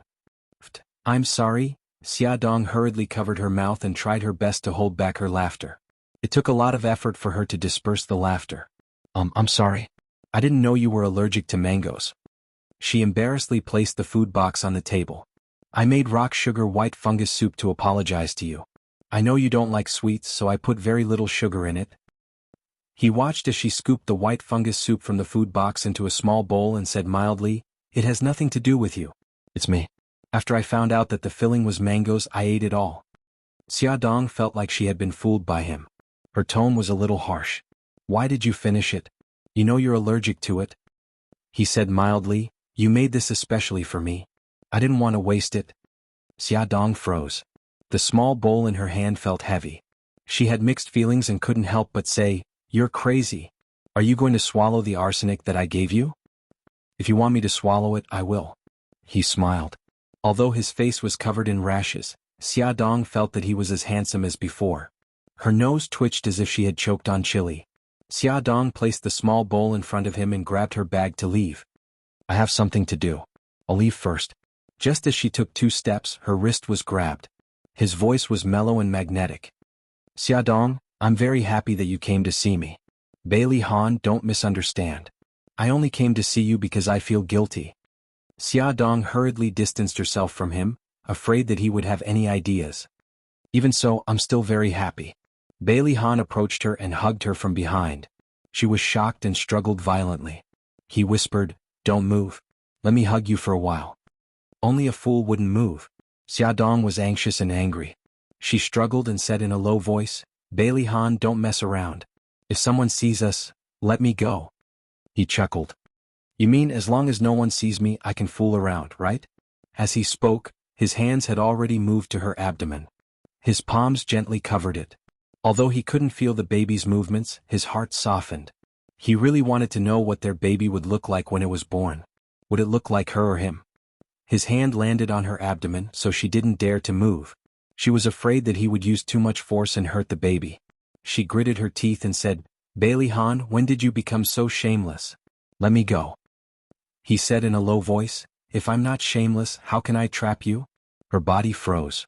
After a moment of silence, she said coldly, Bailey Han, I thought I made myself clear enough. I'm Mika Kito's fiancé. If you want to flirt, please find someone else. Anger surged from his heart. His voice became low and cold. Do you want to get involved with Mika Kito so badly? She laughed coldly. I'm his fiancé. There's no need to pull strings. I know that your engagement is fake. Don't use this reason to brush me off in the future, okay? Xia? He suddenly moved closer to her ear and used an extremely ambiguous posture and tone to slowly whisper into her ear. Xia. He had wanted to call her that for a long time. Xia Dong was silent for a long time. Then she said seriously, Bailey Han, let's talk. In the study they sat facing each other. Xia Dong lowered her eyes and said slowly, because of my parents, I don't believe that love can last forever, and I don't believe that marriage can last a lifetime. So, I'm not a fan of marriage. Her father had abandoned her and her mother to marry Su Murong and give birth to Su Xingqian. Her mother had set fire to herself and died when she was in the 6th grade of primary school. This was the information that Bailey Han understood. He frowned slightly. Your father's actions don't represent all men. Why don't you give me a chance and give yourself a chance? She looked up at him and laughed mockingly. What do you like about me? In my opinion, your love for me is only temporary. After that, you'll definitely abandon me like Su Yunqian. Anger rose in Bailey Han's heart. How do you know that my feelings for you are only temporary? How can you be sure that it's my fault for breaking up with Su Yunqian? That I'm fickle in love with the new and hate the old? Alright then, I'll give you a chance to refute. Bailey Han's pupils suddenly shrank. He didn't want to publicize Su Yunqian's wrongdoings, but at the same time he didn't want to be misunderstood by her. After deliberating over his words he said, I used to love Yunqian deeply, but she's become more and more unrecognizable to me. Some of her actions hurt the people I care about and destroyed my trust in her. Xia Dong sneered. Then I'll congratulate you. Soon you'll realize that the real me is not the same person as what you think and what you see on the surface. I'm also good at pretending and I'll hurt the people you care about. When that time comes, you'll abandon me without hesitation. Bailey Han blurted out, That's different. Her gaze was sharp. How is it different? He was speechless for a moment and didn't know how to answer. She laughed mockingly. See, you're not sure either, Bailey Han. You can't give me a long-term love and marriage. Putting aside your own factors, your family won't accept me first. Bailey's family hated her to the core. How could they agree to him marrying her? This was a fact that should have been made clear to him earlier so that he would give up on the idea. His face was gloomy as if he was thinking but also as if he was angry. She got up to leave but he didn't ask her to stay. When she reached the door of the study, he suddenly said, Xia Dong, the only person I want to grow old with now is you. Her back was facing him and her heart trembled. An inexplicable emotion surrounded her, but she didn't turn around. She walked out of the study and out of the villa. The house was empty. She didn't meet anyone and she didn't see Xiao Yi either. She didn't know why but her heart felt a little empty. Xia Dong reflected on herself. During this period of time she had been too close to Bailey Han, but she didn't expect trouble to come knocking on her door so quickly. The next day old madam knocked on her door with a gloomy face. Xiao Bao could tell that something was wrong. Worried that her mother would be taken advantage of, the first thing she did after returning to her room was to call Bailey Han and inform him. Then she hid at the living room door to eavesdrop. You went to Ahan's villa yesterday and the day before. Old madam went straight to the point. You seem to have turned a deaf ear to my words and never took them to heart. Xia Dong said mildly, I'm sorry. It's my fault this time. It won't happen again. Old madam's expression was ugly. Xia Dong, you know that I don't want an apology. I want action. Back then, you and I signed an agreement that if we had a boy, he would be raised by the Bailey family and if we had a girl, you would take her away. You were the one who played tricks and escaped to Japan. Ahan also got into a car accident because of you and almost lost his life. Forget it. I don't want to be calculative with you over these past events. Back then, when I brought Xiao Yi back to the Bailey family, you promised me that you wouldn't get close to Xiao Yi and that you wouldn't come back to disturb Ahan's life. You kept going back on your word and I can't trust you anymore. Xia Dong's heart tightened. What happened to Bailey Han's car accident? Old madam snorted coldly. Wasn't it because you didn't want to give the child to the Bailey family and escape to Japan? Ahan got into a car accident on the way to the airport to chase after you. Xiaodong's heart sank. She really didn't expect that Bailey Han's car accident was because of her. I'm sorry, I really didn't know. Xiaodong murmured painfully. I didn't leave because I didn't want to give the child to the Bailey family. I left because I don't want to know the reason. Old madam interrupted her. I won't believe anything you say anymore. Xiaodong, I'll give you 1 month. I want you to get married to Mika Kito within this month and break Ahan's heart. If you don't get married, I'll take away Xiao Yi's inheritance rights and send him to England. He won't be allowed to step into the Bailey family's door for the rest of his life. I won't let you and your son see each other for the rest of your life. You can't treat Xiao Yi like this. He's also a descendant of the Bailey family. Our Bailey family needs obedient and loyal descendants. We don't need a descendant with a lowly mother like you. Xiaodong felt like her heart was being cut by a knife. She thought old madam loved Xiao Yi very much, but she didn't expect her to be so selfish. If you marry Mika Kito and Gigai and cut off all contact with Ahan and Xiao Yi will still be my precious great-grandson and will have the absolute inheritance rights of the family. Xiaodong, as his mother, all you can give him is scandal and humiliation. Don't you think about his future? Old madam seemed to be speaking earnestly, but in fact, every word she said was trampling on Xiaodong's self-esteem. She was already full of guilt towards Xiao Yi, so she could only give him what she thought was best from a mother's point of view. Xiaodong closed her eyes and said, Okay, I agree to your conditions. However, you have to promise me that no matter who Bailey Han marries in the future or how many children he has, you can't mistreat Xiao Yi because you favor them. Old madam said coldly, Of course. If you don't exist, Xiao Yi will always be my most beloved great-grandson. As their negotiation came to an end, the doorbell suddenly rang. Xiaodong didn't expect Bailey Han to suddenly appear. His allergic symptoms had subsided and he had regained his usual handsome face. However, at this moment, his expression was serious and anxious. He put his hands on her shoulders and asked nervously, Are you okay? Old madam heard the sound and walked over from the living room. She snorted coldly and said, What can happen to her? Why did you suddenly come here? She looked at Xiaodong suspiciously. Did you inform him? Beauty novel Hongcha 866, that you're tuning in to the Han Li's Wuxia Chronicles YouTube channel. We're so grateful for your support and don't forget to subscribe to join us on this incredible journey through captivating stories. Your generosity through donations truly makes a world of difference, as it's the primary source of revenue that allows me to expand and enhance this channel for you. Thank you from the bottom of my heart for being a part of this adventure.